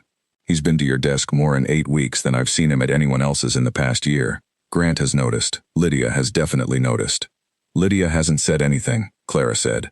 Lydia doesn't say things, Iris said. She files them. There's a difference. Clara looked at her screen. She was aware of wanting to say something dismissive. It's professional. It's the project. There's nothing to talk about. And of how each of those sentences would land in a way that was slightly too quick to be believable. We work together, she said. I'm leading a project he cares about. That's the explanation. Iris tilted her head. It was the most diplomatic version of really that Clara had ever seen. He came to your desk on Thursday, Iris said, and stood there for 9 minutes. I know because Pete timed it. Not in a mean way. In a genuinely curious way. 9 minutes. Clara had not measured it. She had been aware of him standing there. They had been talking through the post-hail analysis and what it meant for the remaining documentation phase, but she had not tracked the duration. Pete had timed it. The project discussion ran a little long, Clara said. Clara, Iris said. She said it the way a friend says your name when they want you to stop and actually listen. I'm not telling you this to be difficult. I'm telling you because people in this building like a narrative, and the narrative they're building is not going to be kind to you if you don't know it's happening. Clara was quiet. She heard this. She held it. She turned it over. What kind of unkind? She said. The usual kind, Iris said. New person, fast track, personal attention from the top. People fill in the gaps with whatever makes the story interesting. Nobody is saying it out loud, but they're thinking it. Clara looked at her directly. Is that what you think? She said. That there's something transactional happening here? Iris met her gaze. No, she said. I've been here 3 years and I've watched Ethan Cole interact with a lot of people. What I see with you is different, and I can't put it in a sentence. but I am not going to insult you by implying what some others might. A pause. I just thought you should know, Iris said. She picked up her own lunch. That's all. She moved back to her own desk. Clara sat with her sandwich and did not eat it for several minutes. She had known, in the abstract way that you know things when they are happening to you rather than someone else, that the dynamics on the floor had a quality of attention in them that she would eventually need to account for. She had not expected it to come from Iris, who was the most straightforward person on the team, the fact that it had made it harder to dismiss. She thought about what Iris had said. What I see with you is different, and I can't put it in a sentence. She thought about what she would have said if she had been watching from Iris's desk for 8 weeks. She wasn't sure she would have put it in a sentence either. She went back to work. That afternoon she had a document to send to Owen. She wrote the email, attached the file, and sat for a moment with her hand on the trackpad. Then she opened a new message, to Ethan Cole's direct address. She had used it once, the night of the Account 3 submission, when he had written to her first. She had not written to it directly since. She typed, I've been told that my involvement in Meridian and the frequency of our project meetings is generating speculation on the floor. I want you to be aware of it, since it affects your environment more directly than mine. I don't think it requires action. I think you should simply know. She read it back. It was clean and professional and entirely honest. She pressed send. She went back to the document she was working on. 11 minutes later, she was not counting, but she noticed. Her inbox showed a reply from his direct address. I'm aware. It happens when I give sustained attention to anything. Don't adjust your work on my account. The project matters more than the speculation. She read it twice. Then, and for the record, the speculation is wrong in its premise, but not entirely wrong in its observation. That's between us. She stared at the screen. She read it 3 times. Not entirely wrong in its observation. She kept her expression neutral. The floor around her was occupied. Grant on his phone, Pete at his second monitor, Iris writing something by hand. Nobody was looking at her. Nobody had any way of knowing that the email she had just received was the most precisely loaded thing anyone had said to her in months. She closed the email. She opened it again. Not entirely wrong in its observation. That's between us. She pressed her fingers against the edge of her desk. She thought about what that sentence meant, coming from a man who chose every word with the deliberation of someone who had never once said anything he didn't mean. She took a slow breath. She wrote in her response, Understood. Thank you for telling me. She sent it. She did not expect a reply. He replied in 4 minutes. Thursday. 1 word. She almost laughed, and then she realized she actually had. A quiet sound, half exhaled, barely audible. She pressed her lips together. She looked at her screen. She typed back nothing. She saved his 3 emails into a folder she labeled Project, Meridian, and told herself, firmly, that this was what they were. She went to the kitchen for water. She stood at the window for a moment. Iris was at her desk when she came back. She looked up briefly and then back at her work. She did not ask anything. Clara sat down and opened the document she had been working on and found, surprisingly, that she was able to concentrate on it completely for the next hour and a half. This was, she thought, progress. The following week brought a new complication in the shape of Patrick Hale. Not Richard Hale, the Account 3 client. Patrick Hale, who was on the board of Cole Industries and who appeared on the 15th floor on a Tuesday morning with the energy of someone who had opinions about things and intended to share them. Clara knew who he was because she had read the company's publicly available board documentation during her initial 2 weeks of preparation. Patrick Hale had been on the board for 6 years. He was a significant shareholder. He had, according to 3 separate footnotes in different board reports, been the person who challenged Ethan Cole most consistently on strategic decisions. She became aware of him when Owen appeared at her desk at 10:30 and said, with the neutral delivery of someone relaying information rather than an opinion, Mr. Cole would like you to join a meeting on 15 at 11. Mr. Hale will be present. Clara looked up. About Meridian? She said. About the pace of it, Owen said. And some concerns Mr. Hale has raised about the scope. She nodded. I'll be there, she said. She spent the remaining 25 minutes reviewing the project timeline and her methodology notes. She made 2 pages of prep notes.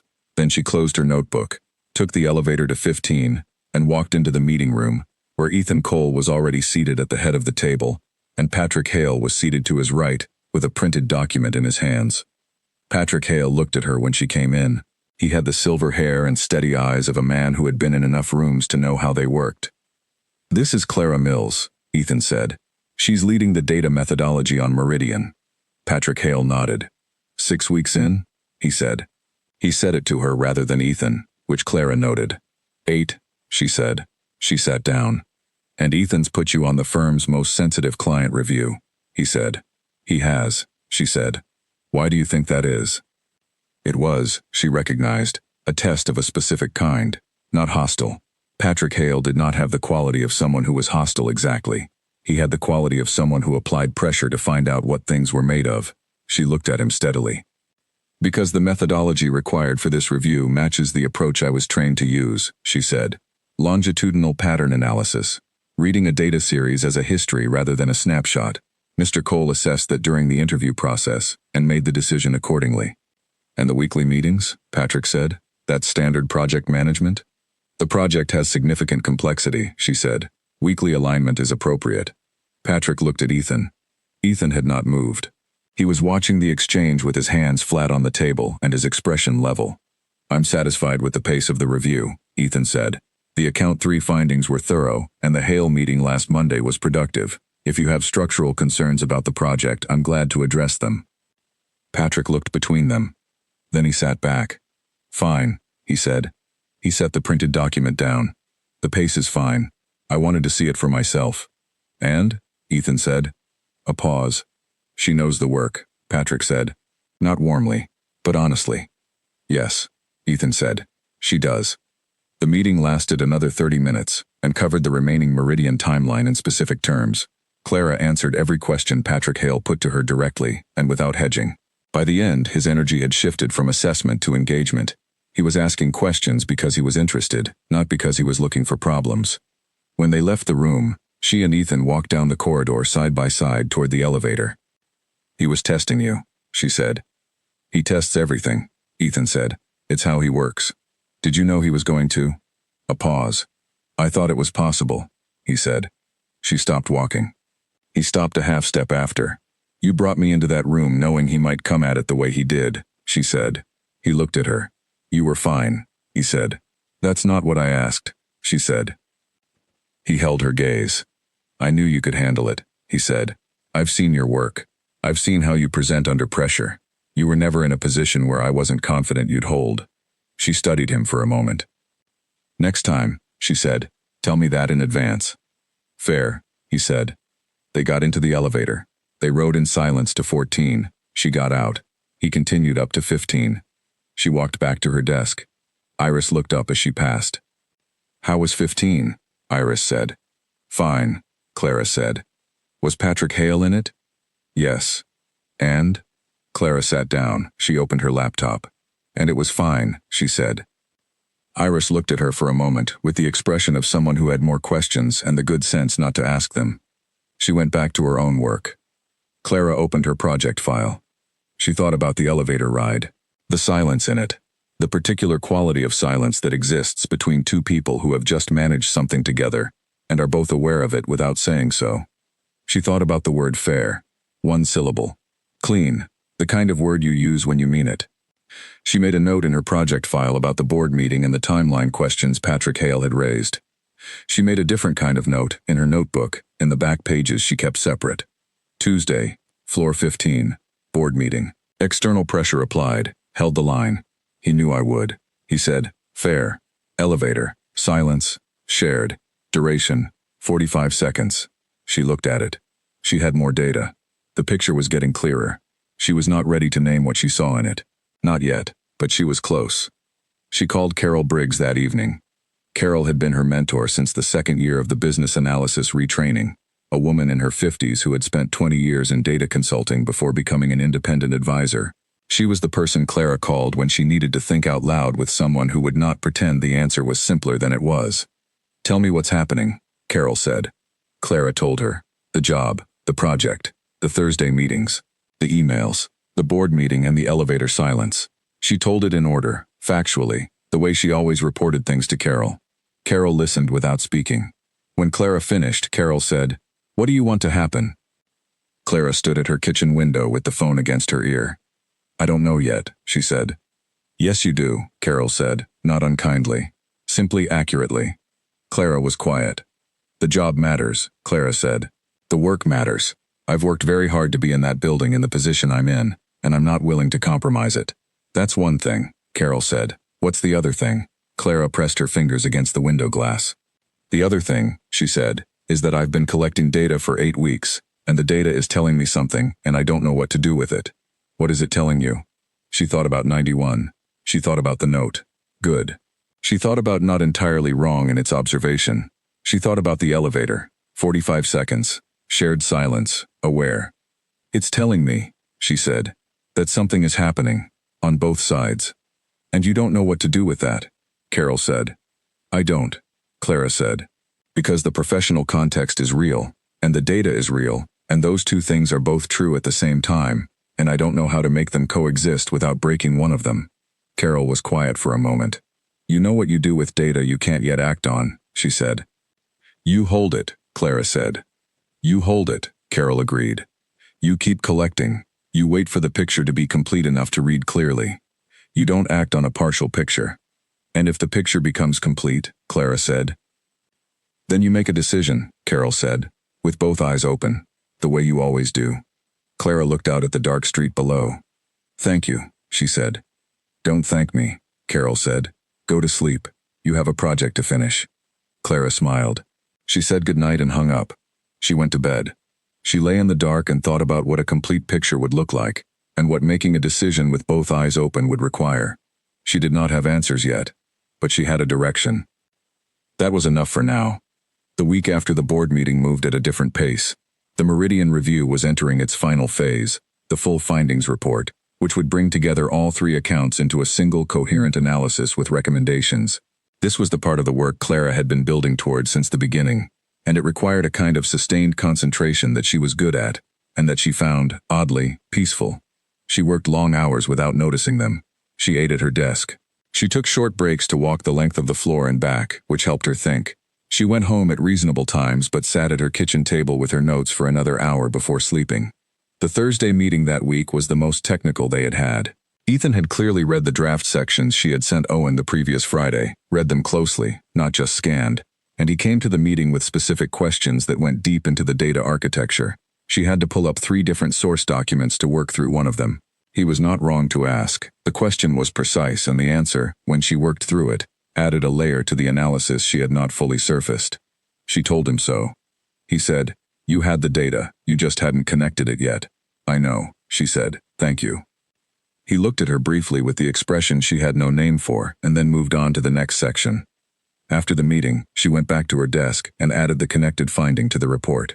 She thought, this is what good looks like when it's working.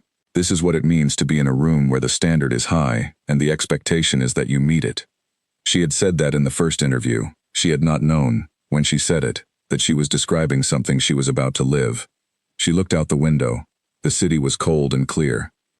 She was, she thought, exactly where she was supposed to be. She went back to work. The crisis came on a Thursday morning at 7:42, which Clara knew because she checked her phone when it buzzed and saw Owen's name, and had a moment of thinking it was too early for a routine message. She was wrong about the routine part.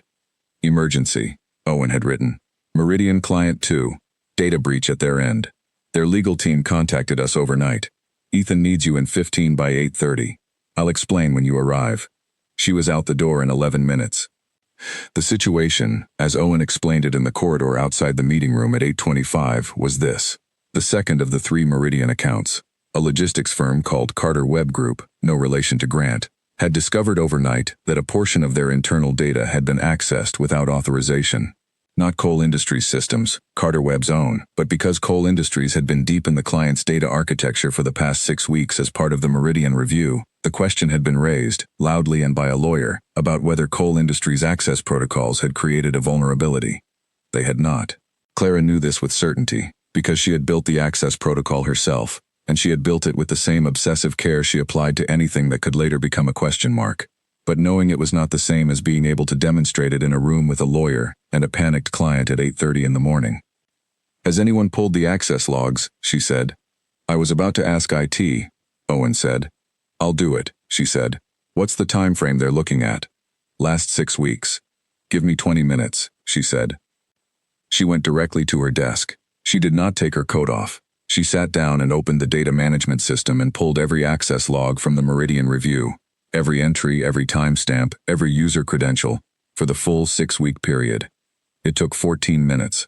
When she had it, she ran a quick cross-reference against Carter Web Group's internal IP records, which she had been given legitimate access to as part of the review documentation. The pattern was clean. Every access point was logged, time-stamped, credentialed, and traceable. Nothing had been accessed outside the agreed scope. Nothing had gone in or out that was not accounted for.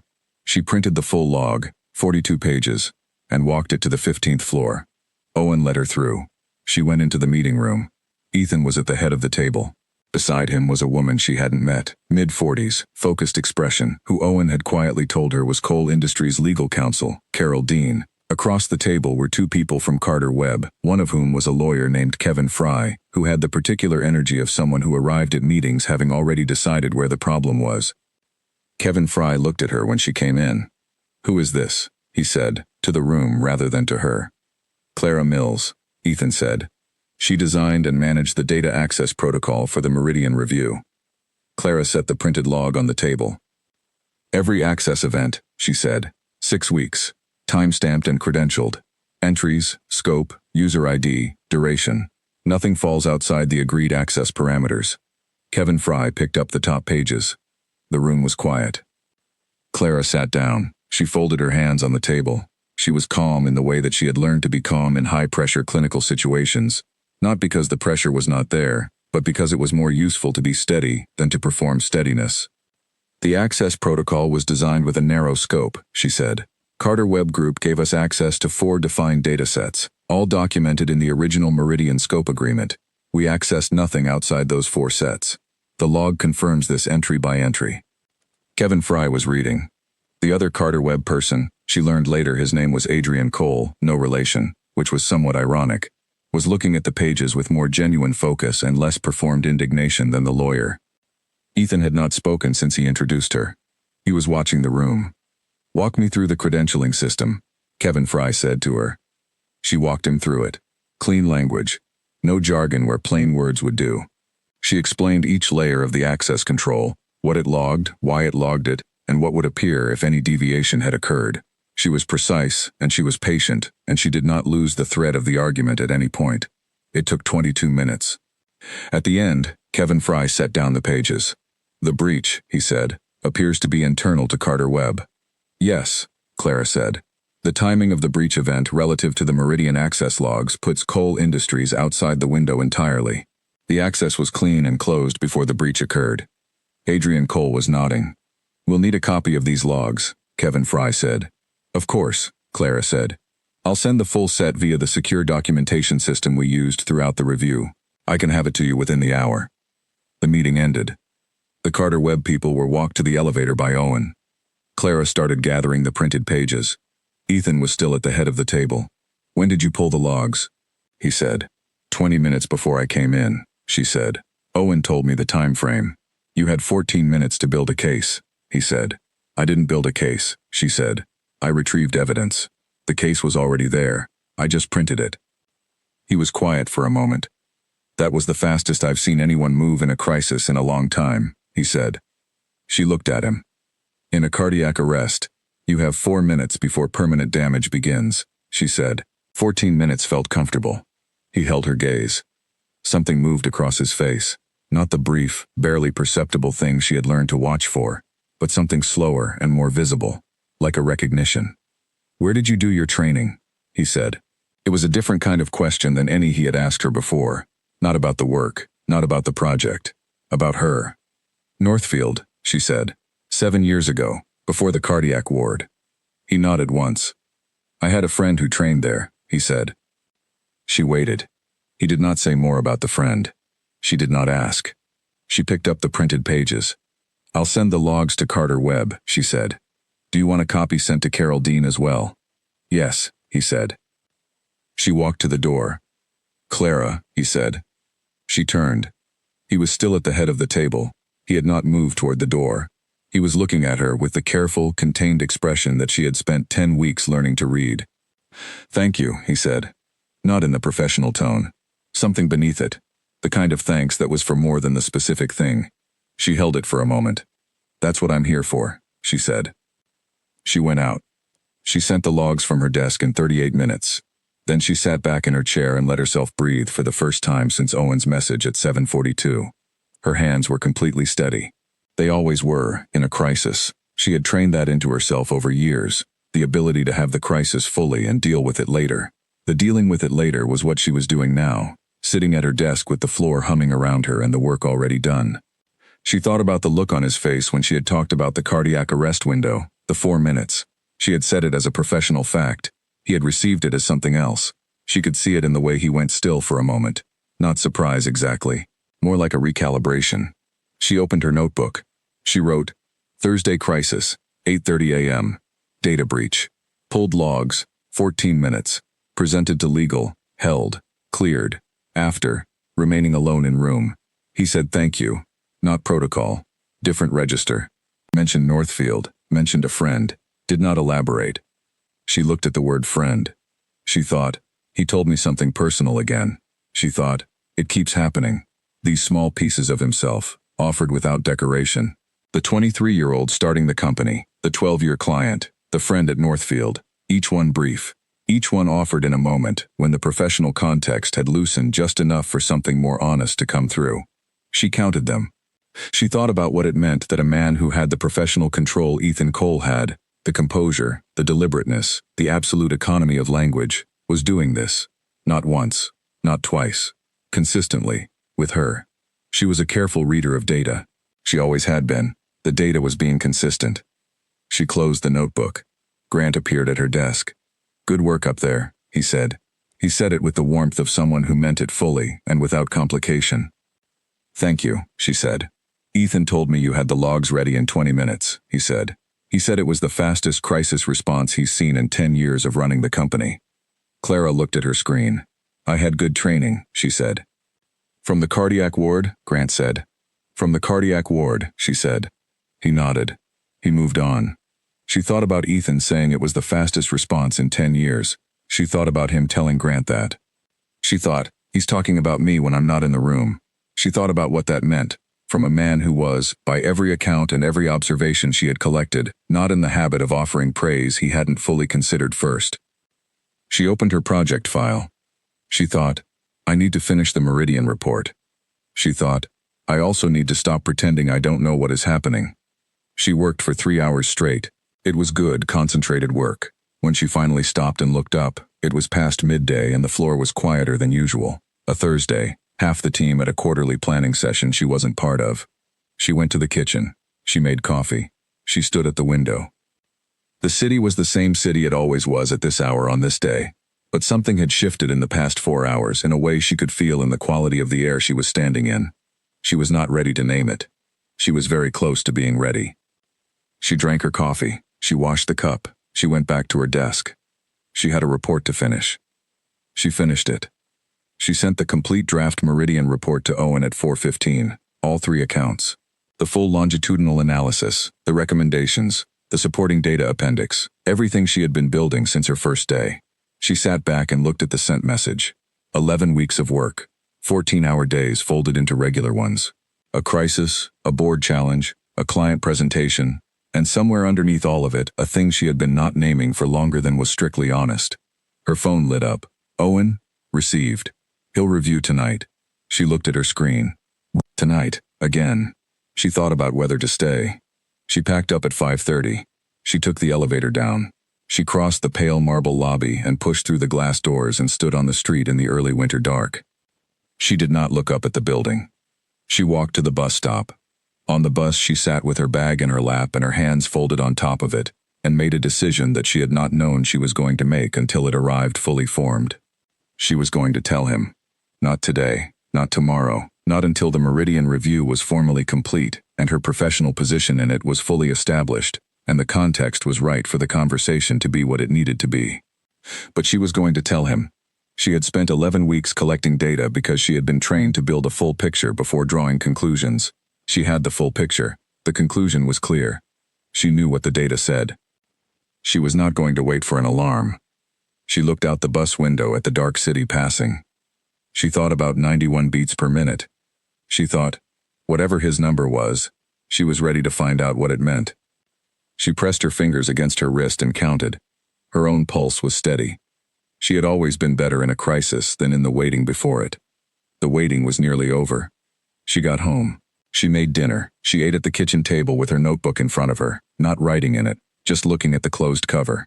She had started the notebook the day after the second interview. It was almost full now.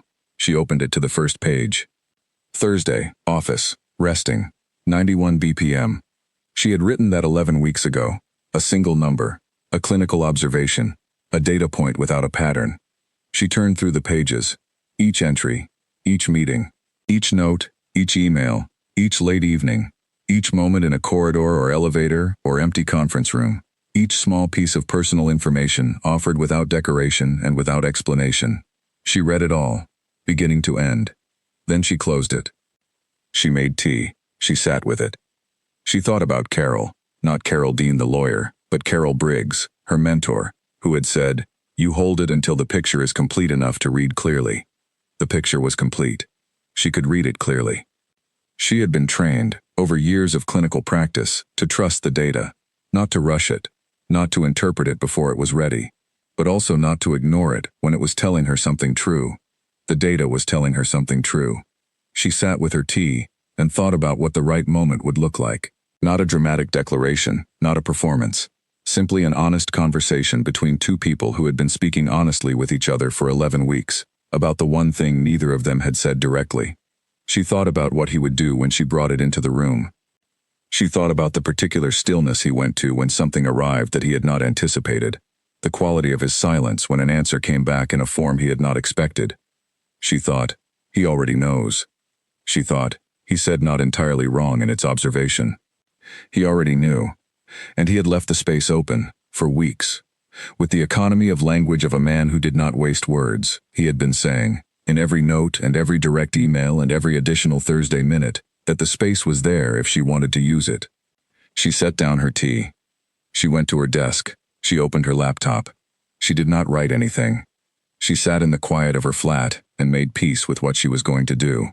Then she went to bed and slept soundly for the first time in a week. She was at her desk the next morning at 8:15 when the email arrived. From his direct address. She opened it. 3 sentences. I've read the full report. It's the most thorough piece of analysis this company has produced since I founded it. I'd like to talk, not about the report. Thursday at 10. She read it twice. Not about the report. She sat very still for a moment. Then she typed back, Thursday at 10. She pressed send. She looked out the window at the gray morning. Thursday was 6 days away. She had 6 days. She was not afraid. She thought about it carefully, with the same precision she brought to everything. She was ready. The way you are ready after a long preparation. Not without nerves. Not without the knowledge that what comes next will change something. But ready in the bones of it. In the place where your decisions live. She opened the Meridian report on her screen. She read it from beginning to end one final time. It was good. It was, as he had said, thorough. She had done exactly what she had told him she wanted to do in the first interview. She had been in a room where the standard was high and she had met it. She had found things others had missed and brought them into the light. She had delivered the uncomfortable finding and stood by it. She had not looked away from a single thing this building had put in front of her. She was not going to look away from Thursday either. She closed the report. She started on the next piece of work. She had 6 days. She had been trained to use the time she was given. The 6 days moved the way time moves when you are both waiting for something and trying not to be waiting for it. Faster than you want and slower than you can stand, in uneven stretches that have nothing to do with the clock. Clara worked. She always worked. She started a preliminary scoping document for the next project she had been offered. A smaller internal review, nothing like Meridian, but solid work. She had 2 meetings with Grant. She had lunch with Iris twice, which had become a comfortable habit. She went home at reasonable hours and made proper dinners, and called her cousin, whose birthday she had half missed because of the Carter Webb crisis. She did not call Nina.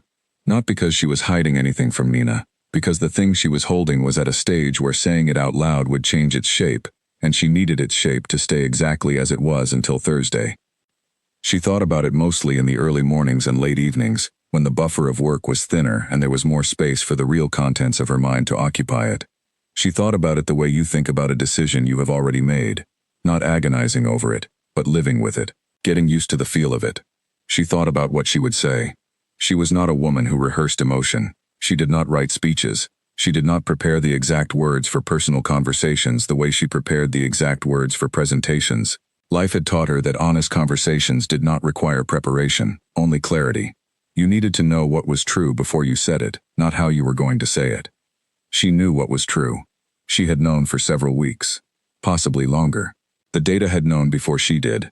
On Monday evening she found, in the security management system she used for the Meridian access logs, a historical data report she had not previously opened. It was not something she should have been looking for. She had been in the system closing out the formal access records for the Carter Web breach documentation, the cleanup work after the crisis, the kind of administrative closing that required going into every corner of the access environment and confirming everything was properly shut and logged. She found the report by accident, in a folder she opened looking for a different archive. It was a biometric access log. The building used a biometric entry system on the executive floors, fingerprint or card for the elevator, logged by timestamp. She knew this because she had been given card access as part of her onboarding. What she had not known was that the same system also captured, at each card tap event, the biometric wellness data from the entry card where it was enabled. Most cards did not have this feature enabled. The entry card she used did not. His did. She stared at the screen. She was in a gray area and she knew it. This was not data she had been given access to for the purpose of reviewing it. She had found it in the course of legitimate administrative work. She had not sought it, but she was looking at it now, and she was a person who read data, and the data was right there. She thought about this for a long moment. She thought about the conversation that was coming on Thursday. She thought about what it would mean to know, and what it would mean not to. She was not a person who looked away from information that was relevant to a decision she was about to make. She never had been. It was the quality that had made her good in the cardiac ward, and good at the analysis desk, and good in the Meridian review. She pulled up the log. She set the date filter, the past 12 weeks. She typed in the access ID she was looking for. The report ran. She sat very still and read through it. The biometric wellness data on the executive card logged heart rate at each entry event. Each time the card was used to access the elevator, a reading was captured. It was a standard wellness feature, she read in the system documentation, originally implemented as part of a building health initiative and retained in the executive access tier because nobody had disabled it. She had 12 weeks of timestamps, each one paired with a number. She started at the beginning. In the first 2 months, the period before she had been hired, the readings varied by day but fell consistently within a normal range for a healthy adult male. The average across that period sat just above 60 beats per minute. A few peaks during what were presumably high-stress days, 72, 78. A low on what was probably a quiet Friday, 54. All of it unremarkable. The baseline picture of a person in good cardiovascular health who experienced normal fluctuations. Then she reached the week of her first interview. She found the timestamp for the interview day. The entry reading from his first card tap that morning, before she had arrived, was 61. She scrolled. There was a second entry reading later in the day, after the panel interview. He had accessed the elevator again at 2:17, which would have been after she left, after she had gone down in the elevator, and out through the lobby and into the street. The reading at 2:17 was 87. She looked at that number for a while. She scrolled to the second interview week. The morning of the second interview, before she arrived, 63. The reading from his elevator use after the second interview, 94. She sat back. She breathed. She scrolled to her first day at the company. The morning reading, 60. Normal. Before she was there. She scrolled through her first week. The readings were elevated compared to the pre-hire baseline, not dramatically, not in a clinical way, but trending upward from what they had been. 68 on Monday, 71 on Wednesday, 74 on Thursday, which was the day she had started the project briefing. She kept reading. The Thursday meeting weeks. The Thursday after the first meeting, the evening reading when he had accessed the building late, 81. The week of the Carter Web crisis. The morning of the crisis, arriving early, 78.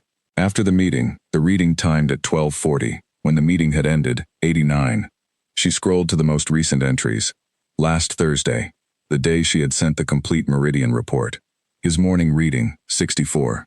His evening reading, late, the timestamp was 9:40, 92. She was no longer breathing in any particular rhythm. She was simply sitting and looking at the numbers. She had never, in 4 years of clinical practice, read a biometric dataset the way she was reading this one. Not with this particular quality of recognition. The feeling of a pattern resolving under your hands into something that was not just data, but was the shape of a truth you had been circling for months. She closed the report. She sat for a long time. The building was quiet around her. She was the only person left on the floor. The overhead lights had dimmed to their automated evening mode, leaving pools of warmer light from the individual desk lamps. The city was visible through the windows. Dark sky, amber grid. She thought about what she now knew and what she was going to do with it. She had not gone looking for the data. She had found it. She had read it. She was a nurse who had spent 4 years making decisions on the basis of exactly this kind of evidence, and the evidence was unambiguous. The heart rate of a healthy person sitting in a room having a calm professional conversation does not consistently run 15 to 30 points above their resting baseline without a cause. She knew the cause. She had been the cause. For 12 weeks, without knowing she was doing it, she had been generating the kind of physiological response in a composed, controlled, precise man that he had clearly been managing carefully enough that she had only ever caught it once. The brief glimpse of 91 on the watch face in the second interview. Once. By accident. The rest of it had been happening every time. She put her hands flat on the desk. She thought about Thursday, about his email, not about the report. She understood now why those 4 words had carried the weight they did. He knew, he had known, he had been carrying it with the same deliberate care she had been carrying her own version of it, building the professional context, doing the work, being exactly what the job required, and holding the other things separate until it could be held no longer. She picked up her bag, she turned off her desk lamp, she walked to the elevator. In the lobby, she paused. She stood in the pale marble space where she had stood 11 weeks ago, holding her portfolio, watching the numbers tick down. She thought about the woman who had stood here then, nervous, prepared, holding on. She thought about how far inside this building that woman had gotten since. She went through the glass doors. The night was cold. She walked to the bus stop with her hands in her pockets and her chin up and the whole city around her going about its business, indifferent and bright. She had the data. She had had the data for a long time, in different forms. What she had now was all of it. And on Thursday at 10 o'clock she was going to walk into a room and tell the truth, which was the only thing she had ever known how to do. She got on the bus. She looked out the window. She pressed her fingers against her wrist and counted. Her heart rate was 78. She noted it. She held it. She thought, that seems about right for where I am. She let the city carry her home. She spent the remaining days before Thursday in a state of unusual peace. This surprised her. She had expected anxiety, the kind she usually felt before something significant, the restlessness that pushed her out of bed early and made her need to move. Instead, she felt settled, not calm in the empty way of someone who has stopped caring, settled in the way of someone who has done the work and knows it. She finished the preliminary scoping document for the next project. She cleared her inbox. She spent 2 hours on Tuesday reorganizing the Meridian data archive into a clean structure that anyone picking it up after her would be able to navigate easily. She did not know if she would be the one continuing the next phase of work or whether the conversation on Thursday would change what came after. She prepared for both outcomes by making the work itself as solid and accessible as she could. She told Nina on Wednesday evening. Not everything. She did not tell Nina about the biometric log. That was not hers to share, not ever, and she would not. She told her about Thursday's meeting. She told her what Ethan's email had said. She told her what she was going to do. Nina listened without speaking. When Clara finished, Nina said, "You're ready." "Yes," Clara said. "How do you feel?" Clara thought about it honestly. "Like the day before something that matters," she said, "which is not comfortable, but it's the right kind of not comfortable. The kind that means you're in the right place," Nina said. "Yes." A pause. "You know what I'm going to say," Nina said. "You're going to say you told me so," Clara said. "I am absolutely going to say I told me so," Nina said. "After, when there's something to say it about. Tonight I'm just telling you. You know your own data. You always have. Trust it." Clara smiled. "Good night, Nina," she said. "Good night," Nina said. "Go to sleep. You have somewhere to be tomorrow." She went to sleep. She slept without difficulty. She woke up at 6:30, made coffee, sat at her kitchen table in the quiet morning, and let herself simply be in the day for a while before it began. Then she got ready. She put on the blue blazer, her own choice, for her own reasons. She went to work. She was at her desk by 8:15. She worked for an hour and 45 minutes on the scoping document, which was going well. She got up to make coffee at 9:50 and stood in the kitchen for a moment looking at the city and thinking about nothing specific and everything at once. She went back to her desk. At 10 o'clock, Owen appeared at the end of the floor and nodded once. She picked up her notebook and her pen. She walked across the floor. She did not check her appearance. She did not smooth her blazer or touch her hair or perform any of the small preparatory adjustments she had been watching other people make before important meetings for her entire career. She simply walked toward the elevator. She was exactly herself. She had been exactly herself in this building since the first day she walked in with her cheap pen and her honest portfolio and her background that people needed to be told twice before they understood. She was not going to stop now. The elevator opened. She stepped in. Owen was beside her. He said nothing. He pressed 15. The doors closed. She looked at her reflection in the polished metal panel. The same face that had stood here 11 weeks ago, carrying, now, 11 weeks of everything she had learned and built and seen and refused to look away from. The elevator reached 15. The doors opened. She walked out. She walked down the corridor. She stopped outside the door at the end. She knocked. "Come in," said the voice she had first heard through a closed door 11 weeks ago, low, calm, without needing to be loud. She put her hand on the door handle. She breathed. She opened the door and walked in. He was at the window when she came in. The same window as the second interview, the same south-facing wall with the white winter light coming through it. He turned. He was in the dark suit again, the same one he had worn on Monday. The watch was on his left wrist, face inward. She sat down in the chair across from where she expected him to sit. He sat in the chair across from her. The low table between them had 2 cups of coffee on it, the same as the second interview. 11 weeks ago she had reached for hers and they had sat in the rain quiet of the room and talked about cardiac wards and pattern recognition, and the sentence Dr. Carroll had said that changed how she read data. She reached for her coffee. He reached for his. The rain was not there today. The room was bright and quiet. He looked at her. She looked at him. The space between them had the particular charge of 2 people who were about to say something true. She had decided, on the bus home last night, that she would not speak first. Not because she was uncertain, but because she had been the one collecting data for 11 weeks, and she had enough of a picture now to know that he had been carrying his own version of the same thing, and it was fair to give him the space to say it first if he was going to. He was going to. She could see it in the quality of the silence, the same controlled stillness she had first seen in the interview room, but with something different underneath it. Not a wall, a door. He set down his coffee cup. He looked at her. He said, "I almost didn't call you back." She waited. "After the first interview," he said, "I sat in that room after you left and I thought, this is going to be complicated." She looked at him. "And then I called you back," he said. "I know," she said. He held her gaze. "Why do you think I did?" he said. And Clara Mills, who had spent 11 weeks building a picture, who had spent 4 years learning to read what numbers said when you looked at them long enough and honestly enough, who had once seen a number on a watch face and filed it and carried it and added to it until the shape of it was unmistakable, Clara set down her own coffee cup. She reached into her notebook. She took out 2 pages, printed. The biometric access log excerpts, the ones that showed the baseline, the first interview, the second interview, and the 12 weeks since. She placed them on the table between them. She looked at him. "I think," she said, "that I'm not the only one who has been collecting data." He looked at the pages. His face was still. The particular stillness that was his specific quality, the one that had nothing to do with coldness and everything to do with the depth of the place it came from. Then he looked up. "Where did you find this?" he said. "By accident," she said. "While closing out the Carter Web access records. I wasn't looking for it."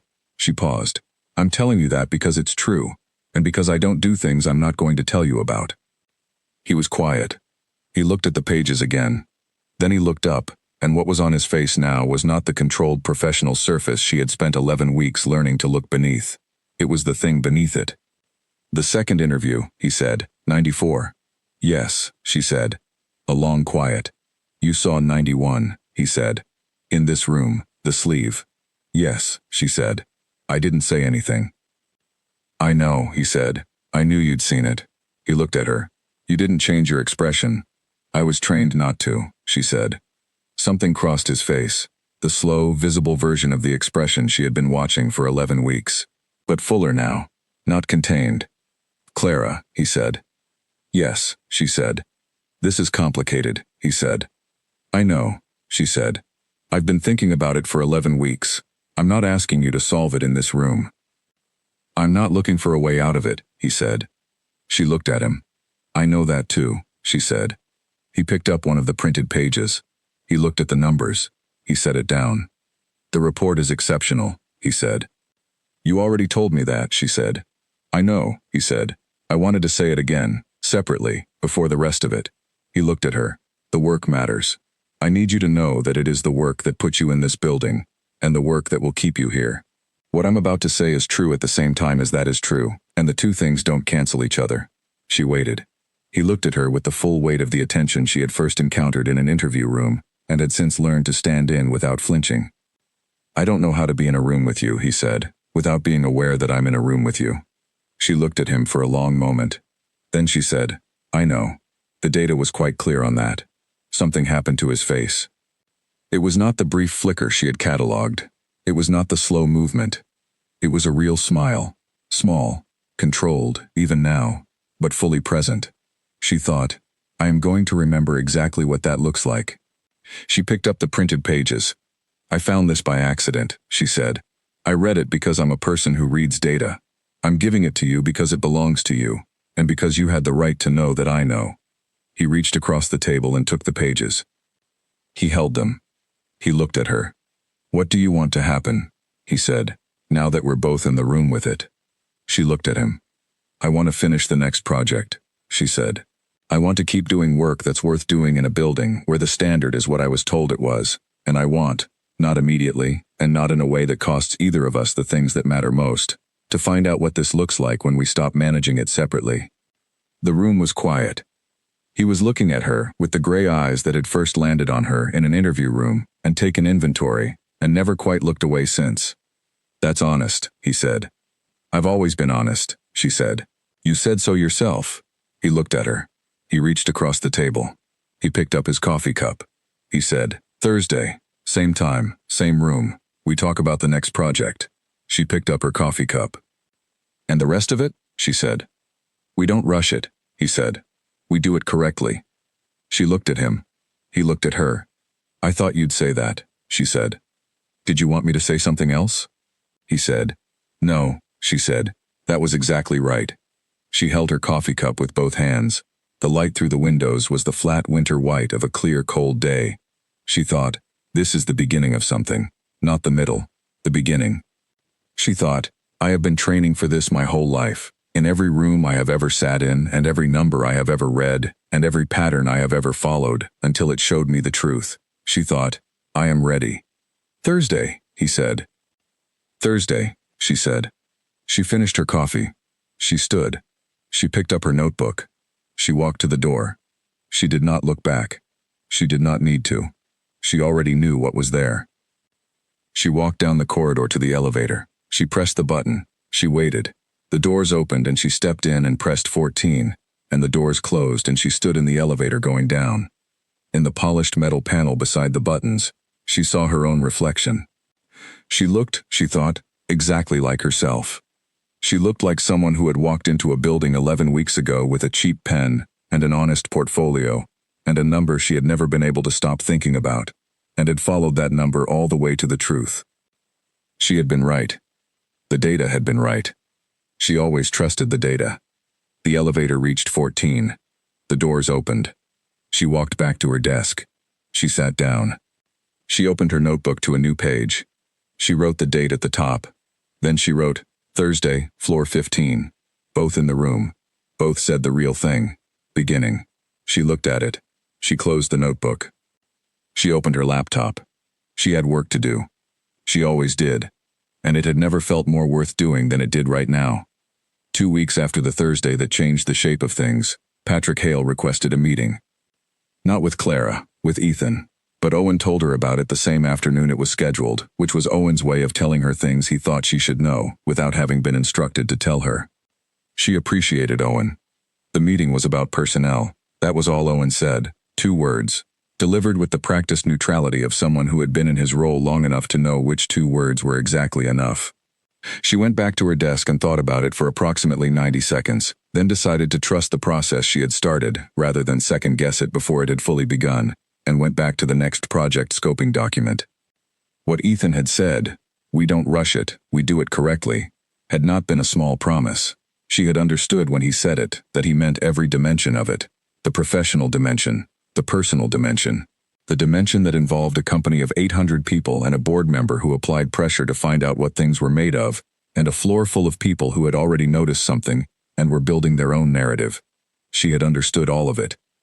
She had said, that was exactly right. She had meant it. The next 2 weeks were, on the surface, identical to the weeks that had come before. She worked. She attended meetings. She submitted the scoping document. Grant approved it. She had her Thursday check-in with Ethan. Back to project matters, specific and focused. And they moved through the material with the same concentrated efficiency as always. He asked good questions. She had good answers. The meeting ran 15 minutes long. She went back to her desk. She did not write in her notebook. Some things did not need to be documented. On the Thursday of the third week, she came in to find a new project file waiting in her inbox. Not from Owen. Directly from Ethan. The file was labeled simply, Next Phase, Meridian Expansion. She opened it. He had written a 2-page brief. No header, no formal document structure. Just his particular precise handwriting translated into typed text. He wanted to expand the Meridian review methodology to a second tier of client relationships, 12 accounts, smaller than the original 3, but collectively significant. He wanted the same longitudinal approach. He wanted her to design the framework. At the bottom of the brief he had written, "This is a 12-month project. If you're not available for the commitment, say so now and I'll adjust the scope." She read the last line twice. "If you're not available for the commitment." She wrote back, "I'm available." She pressed send. She pulled up a blank document and started writing. The Patrick Hale meeting happened on Friday. She knew it had happened, because Owen stopped at her desk at 4:30 and said, "Mr. Cole is tied up until 6. He asked me to let you know he'll be in touch." She nodded. She thanked Owen. She worked until 5:45. At 6:12, his direct email. "The board is going to formalize the Meridian Expansion project. Patrick Hale is supportive. He came to it himself, which is the most useful version of his support. I'll tell you more Monday." She read it, and she wrote back, "That's good news." He replied in 3 minutes, "Yes, and the other thing is fine." She looked at those 6 words. She breathed. She wrote, "Okay." She packed up. She went home. She called Nina. "How is it?" Nina said. "Professional," Clara said. "Carefully professional." "Is that a complaint?" Nina said. "No," Clara said. "It's exactly what we said. We do it correctly." "And you trust that?" Nina said. Clara thought about it. "Yes," she said. "I've read his data for 3 months. I trust it." "Then eat something," Nina said. "You sound like you've been at your desk since dawn." 7:45, Clara said. "That is dawn," Nina said. "Go to sleep." She went to sleep. Monday came and went without the details Ethan had promised. So did Tuesday. She was not anxious about this. She had learned his rhythms well enough to know that when he said he would tell her something, he would tell her when the time was right, and not a minute before.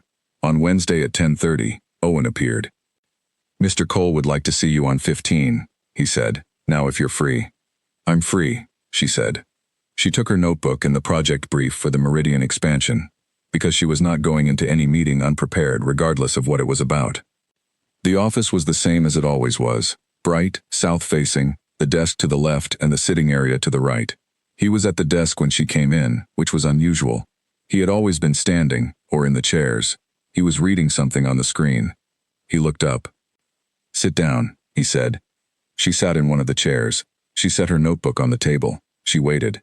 He stood, came around the desk, and sat in the chair across from her. He said, "Patrick Hale knows." She looked at him. "What does he know?" she said. "That something changed in this building 3 months ago," he said. "He doesn't know specifically what it changed into, but Patrick doesn't wait for specifics.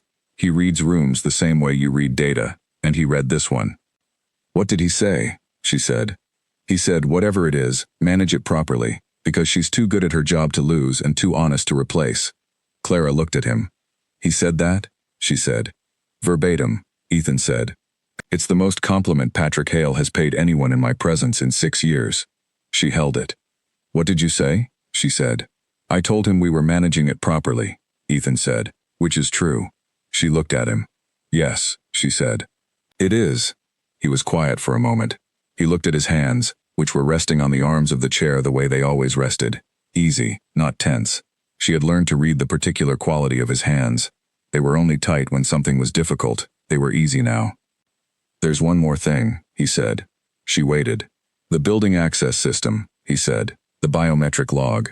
I've had IT disable the wellness data capture on the executive tier. It was never properly disclosed when it was implemented, and it shouldn't have been running. She nodded. I wasn't going to bring it up again, she said.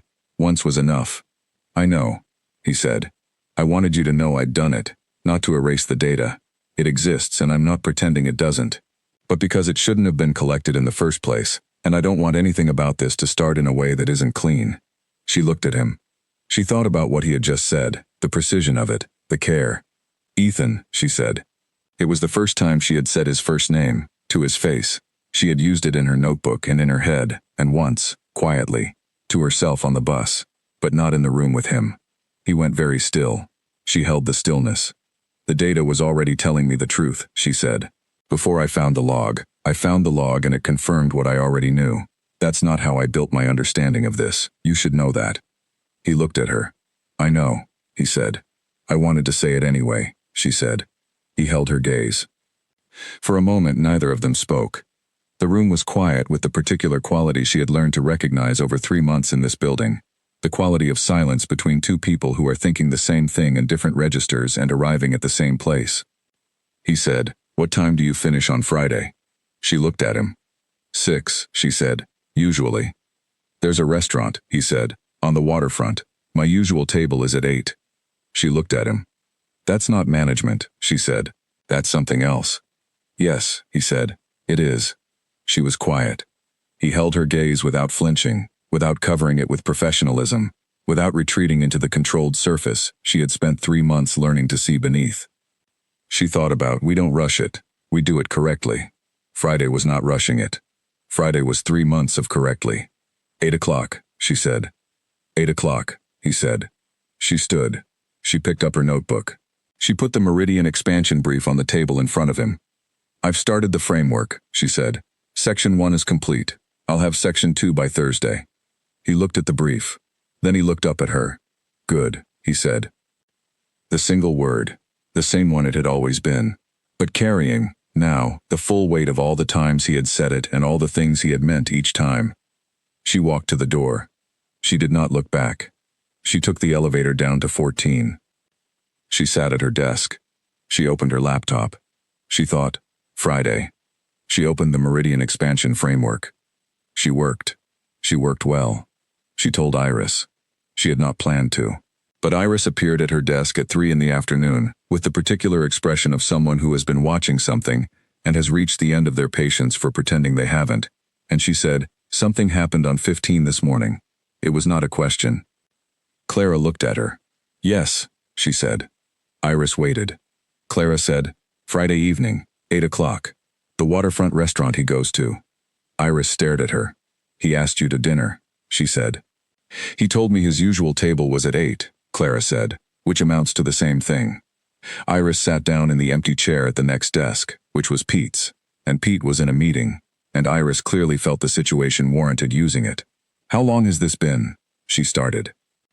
3 months, Clara said. 3 months, Iris said. We've been careful, Clara said. I know, Iris said. I noticed you being careful, which is its own kind of notice. I know, Clara said. Iris looked at her. Are you all right, she said, not gossip interested, genuinely checking.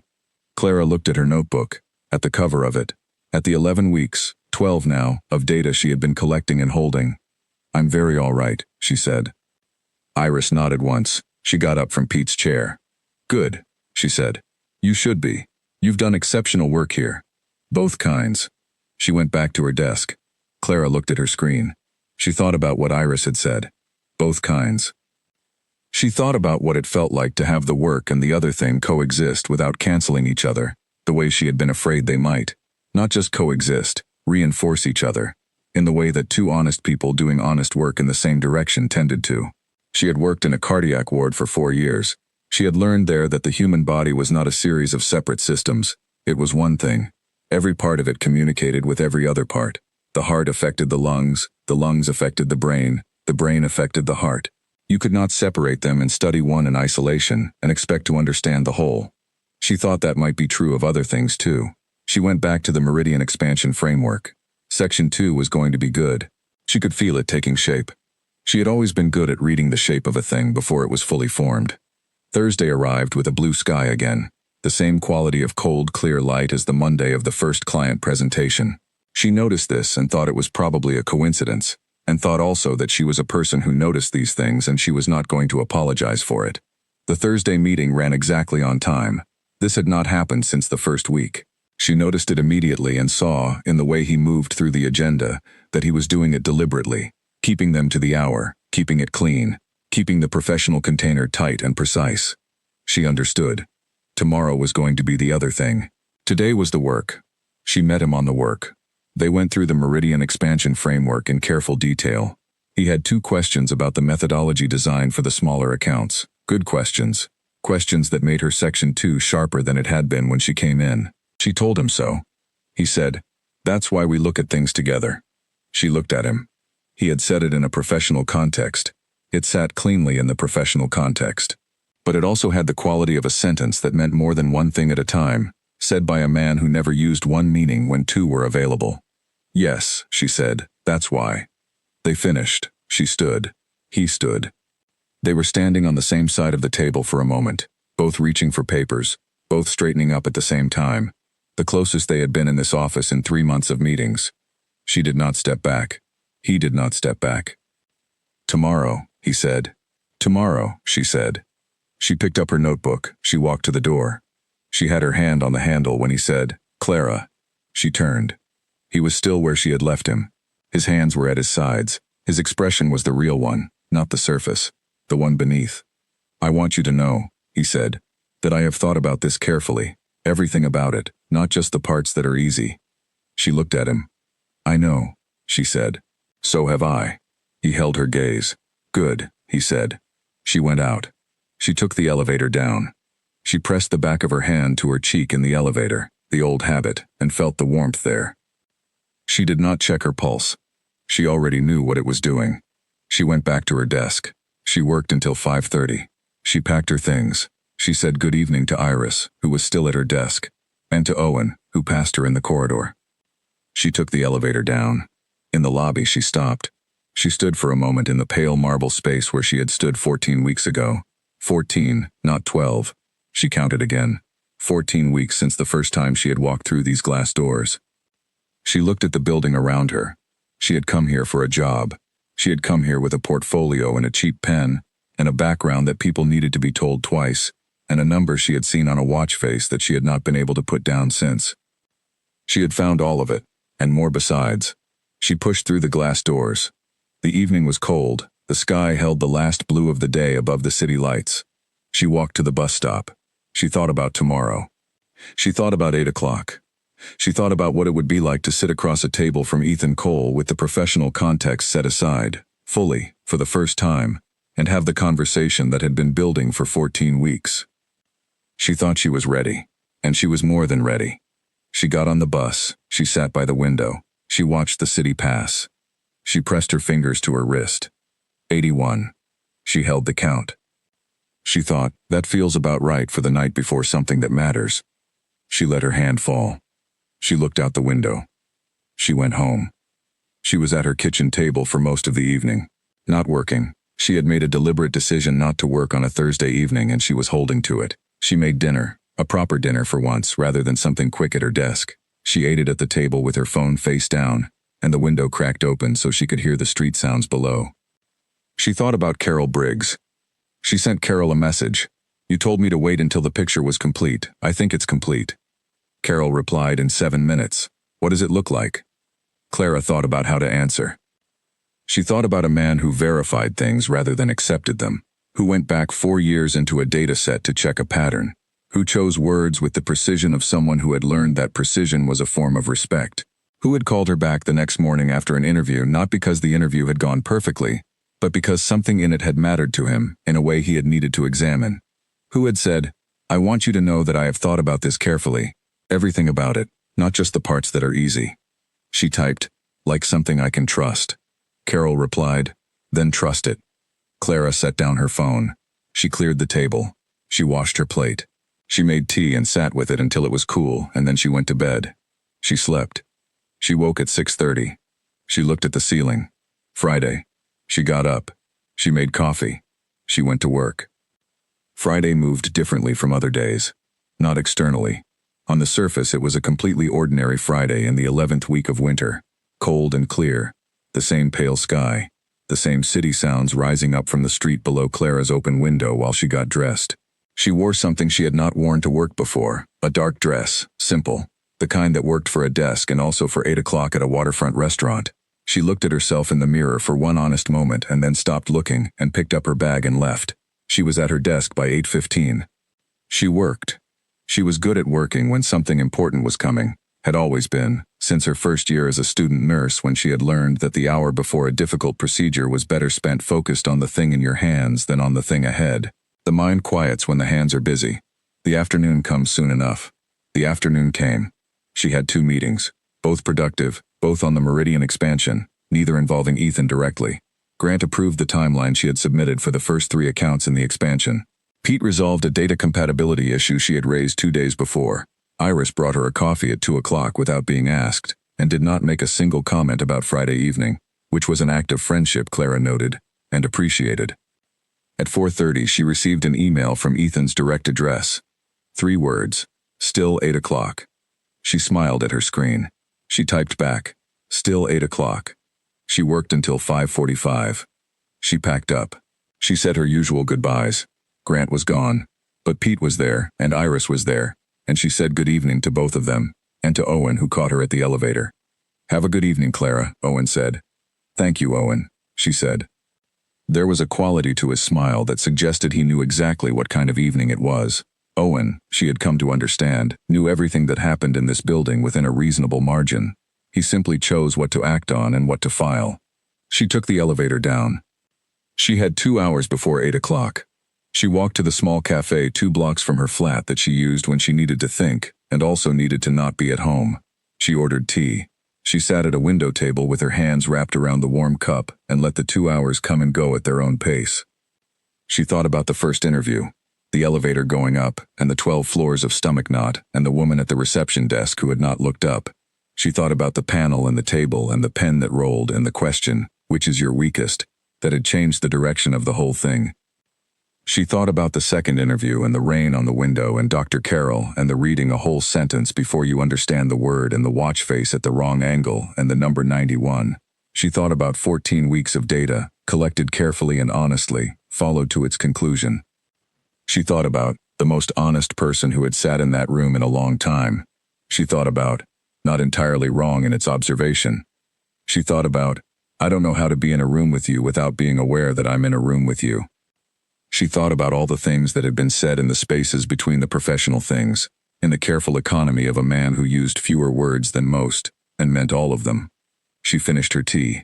She checked the time. 7:40. She paid. She put on her coat. She went out into the cold evening and walked the 12 minutes to the waterfront. The restaurant was the kind of place that had been open for 20 years and knew it. Not flashy, not performing anything. Good light, good wood, a menu that did not need to explain itself. The kind of place a person comes back to because it is what it says it is, and never tries to be otherwise. The host knew her name. She had not told anyone but Ethan she was coming. She was shown to a table by the window. She arrived first. She sat. She ordered water. She looked out at the waterfront, the dark river, the lights on the far bank, the bridges. She had always liked water. She had grown up near the coast, and the city had given her the river as a compromise, which was enough. She heard him come in. She did not turn immediately. She gave it 2 beats, her own version of the particular control she had watched him exercise for 14 weeks. Then she looked. He was crossing the room toward her in a dark jacket she had not seen before and no tie, as always, and his expression was the one she had learned to read as real, not the surface, not the professional layer, the one that existed when the context was wide enough for it. He reached the table. He sat down across from her. For a moment they simply looked at each other, with the city lights and the dark river behind the glass, and the restaurant quiet around them. "No notebook," he said. She looked down. She had left it at her desk. "I didn't think I'd need it," she said. He looked at her. "You're not going to document this?" he said. "I already know what it says," she said. Something crossed his face, the slow, visible movement she had catalogued for weeks, but fuller now than it had ever been, present rather than contained. She held it. "I want to tell you something," he said, "before we order, before anything else." She waited. He was looking at her with the gray eyes and the full weight of the attention she had first encountered in an interview room and had spent 14 weeks learning to stand in. "I have been running a company since I was 23 years old," he said. 12 years. In that time I have been careful with most things and very careful with this building and the people in it. I don't say things I don't mean. I don't do things I haven't thought through." She waited. "I thought through the second interview," he said, "before I called you back. I sat with it. I knew what I was doing when I made that call, and I chose to make it anyway." She looked at him. "What were you doing?" she said. He was quiet for a moment. "Choosing the honest thing over the easier thing," he said. "Same as you did, when you answered my questions." She held that. She thought about it turning over in her hands like something you pick up and examine in good light and find to be exactly what it appeared. "I want to know about the Northfield friend," she said. "The one you mentioned during the crisis. You mentioned it and then you stopped." He looked at her. Something shifted. "Her name was Laura," he said. "She trained at Northfield the same year I started the company. We were together for 3 years. She died in an accident, 6 years ago now." The table was very quiet. Clara looked at him. She did not say "I'm sorry" in the reflexive way people said it. She let it land fully, the fact of it, the 6 years of it, the quality of what it meant to be a person who had carried that for 6 years, and had still chosen to build and grow and work and be fully present in each room he entered. She said, "Thank you for telling me." He nodded once. "I don't talk about it," he said. "I don't talk about most things. You've probably noticed." "I've noticed," she said. "You're the first person in this building I've told," he said, "in 6 years." She looked at him. She thought about what that meant, for her specifically, for what it said about the 11 weeks, and the careful managing, and the not rushing. She thought about how much it costs to be a person who carries something in silence for 6 years, and then one day decides that this particular room is safe enough to say it in. "I won't use it wrong," she said. He held her gaze. "I know," he said. "That's why I said it." The waiter came and they ordered. She let him order for the table, because she had a feeling he knew this place well enough to be worth trusting. And the wine arrived and they were quiet for a moment, with the river outside and the warm restaurant around them. She said, "You started the company at 23. "Yes," he said. "What did you want from it?" she said, not what he thought she wanted to hear. "Actually," he looked at her. He said, "I wanted to make something that was good at what it did. Genuinely good. Not the appearance of good, the actual thing. The kind you can stand behind in a room with the data right there in front of you." She looked at him. "I know that feeling," she said. "I know you do," he said. "That's the part I recognized. In the first interview, when you talked about the cardiac ward, the part about not waiting for the alarm, about the small shift in the number that the data was technically allowing but that was trending somewhere." She waited. "That's how I built this company," he said. "Not with perfect information. With reading the trend before the alarm, and knowing which signals to trust even when the formal case for trusting them isn't complete yet." She looked at him. "And you trusted this one," she said. "I trusted this one," he said. The food arrived. They ate. The conversation moved, not in the direction of work and not in the direction of the things they had already said, but into the space between, the ordinary space of a dinner between two people who are genuinely interested in each other's minds, and have discovered, after 14 weeks of careful examination, that the interest goes all the way down. He told her about the early years of the company, the 11-person office, the first client, Richard Hale, who had trusted a 23-year-old because nobody else had, and because Richard Hale had always had the quality of betting on things the crowd wasn't betting on yet. She told him about the cardiac ward, not the polished version she had given in the interview, but the real version, the weight of it, the patients she still thought about, the ones who had made it and the ones who hadn't, the cardiologist Dr. Carroll who had changed how she read everything. He listened the way he did everything else, completely, without performing it. She felt, over the course of the evening, something she had not fully expected to feel, though she might have predicted it if she had thought about it. Not the particular charged electricity of early possibility. She had been living in that for 14 weeks and was accustomed to it by now. Something deeper and steadier. The feeling of being in a room with someone whose company you will not need to make concessions for, because the concessions are not necessary. She had spent a lot of her life making small concessions, not dramatically, just the ordinary adjustments of a person who is more direct and more precise than average, and has learned to modulate it in most company. She was not modulating anything. She had not been, she realized, since the first interview, when he had asked what she actually wanted and she had told him. Something in the room had made it possible. She understood now what that something was. They finished dinner. The waiter brought coffee. He had one, she had tea, and they sat with it in the quiet restaurant as the evening went on around them. She said, "The first interview. After I left. What did you do?" He looked at her. He considered it. "I sat in the room," he said. "After Grant and Lydia had left. For about 10 minutes. I was supposed to be somewhere else." "What were you thinking?" she said. "I was thinking," he said, "that I had just met someone who had walked in with a cheap pen and an honest portfolio and answered every question I asked her with the truth, even when the easier answer was available. And I was thinking that I couldn't remember the last time I'd been in a room with someone who did that." She looked at him. "And then," she said. "And then I called her back the next morning," he said. She looked at him for a long moment. She thought about 14 weeks of data and the picture that had formed from it, and the decision she had made on a bus going home in the dark. She thought about, both eyes open. She thought, "I am completely sure." "I'm glad you did," she said. He looked at her across the table with the river behind the glass and the restaurant quiet around them. He said, "So am I." They finished their coffee. He paid. She let him, this once, with the understanding that the accounting between them would be even over time, and that this was only the first evening of a great many more. He held her coat when they stood to leave. They walked out into the cold night air. The waterfront was quiet. The river moved below the low wall across the street, black and silver, carrying the reflected light of the bridges. They stood side by side on the pavement outside the restaurant. She could see their breath in the cold air. He said, "How do you get home?" "Bus," she said. "The stop is 3 blocks." He looked along the waterfront. "I'll walk with you," he said. She looked at him. "It's 3 blocks," she said. "Yes," he said. She looked at him for a moment. Then she said, "All right." They walked.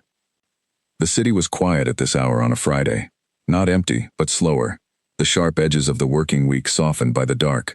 Their footsteps were the only organized sound on the pavement. She thought about all the words they had exchanged in 14 weeks. All the project emails and Thursday meetings and late evenings and precise notes and one-word replies that carried the weight of much longer sentences. All the data she had collected and the picture she had built and the decision she had made.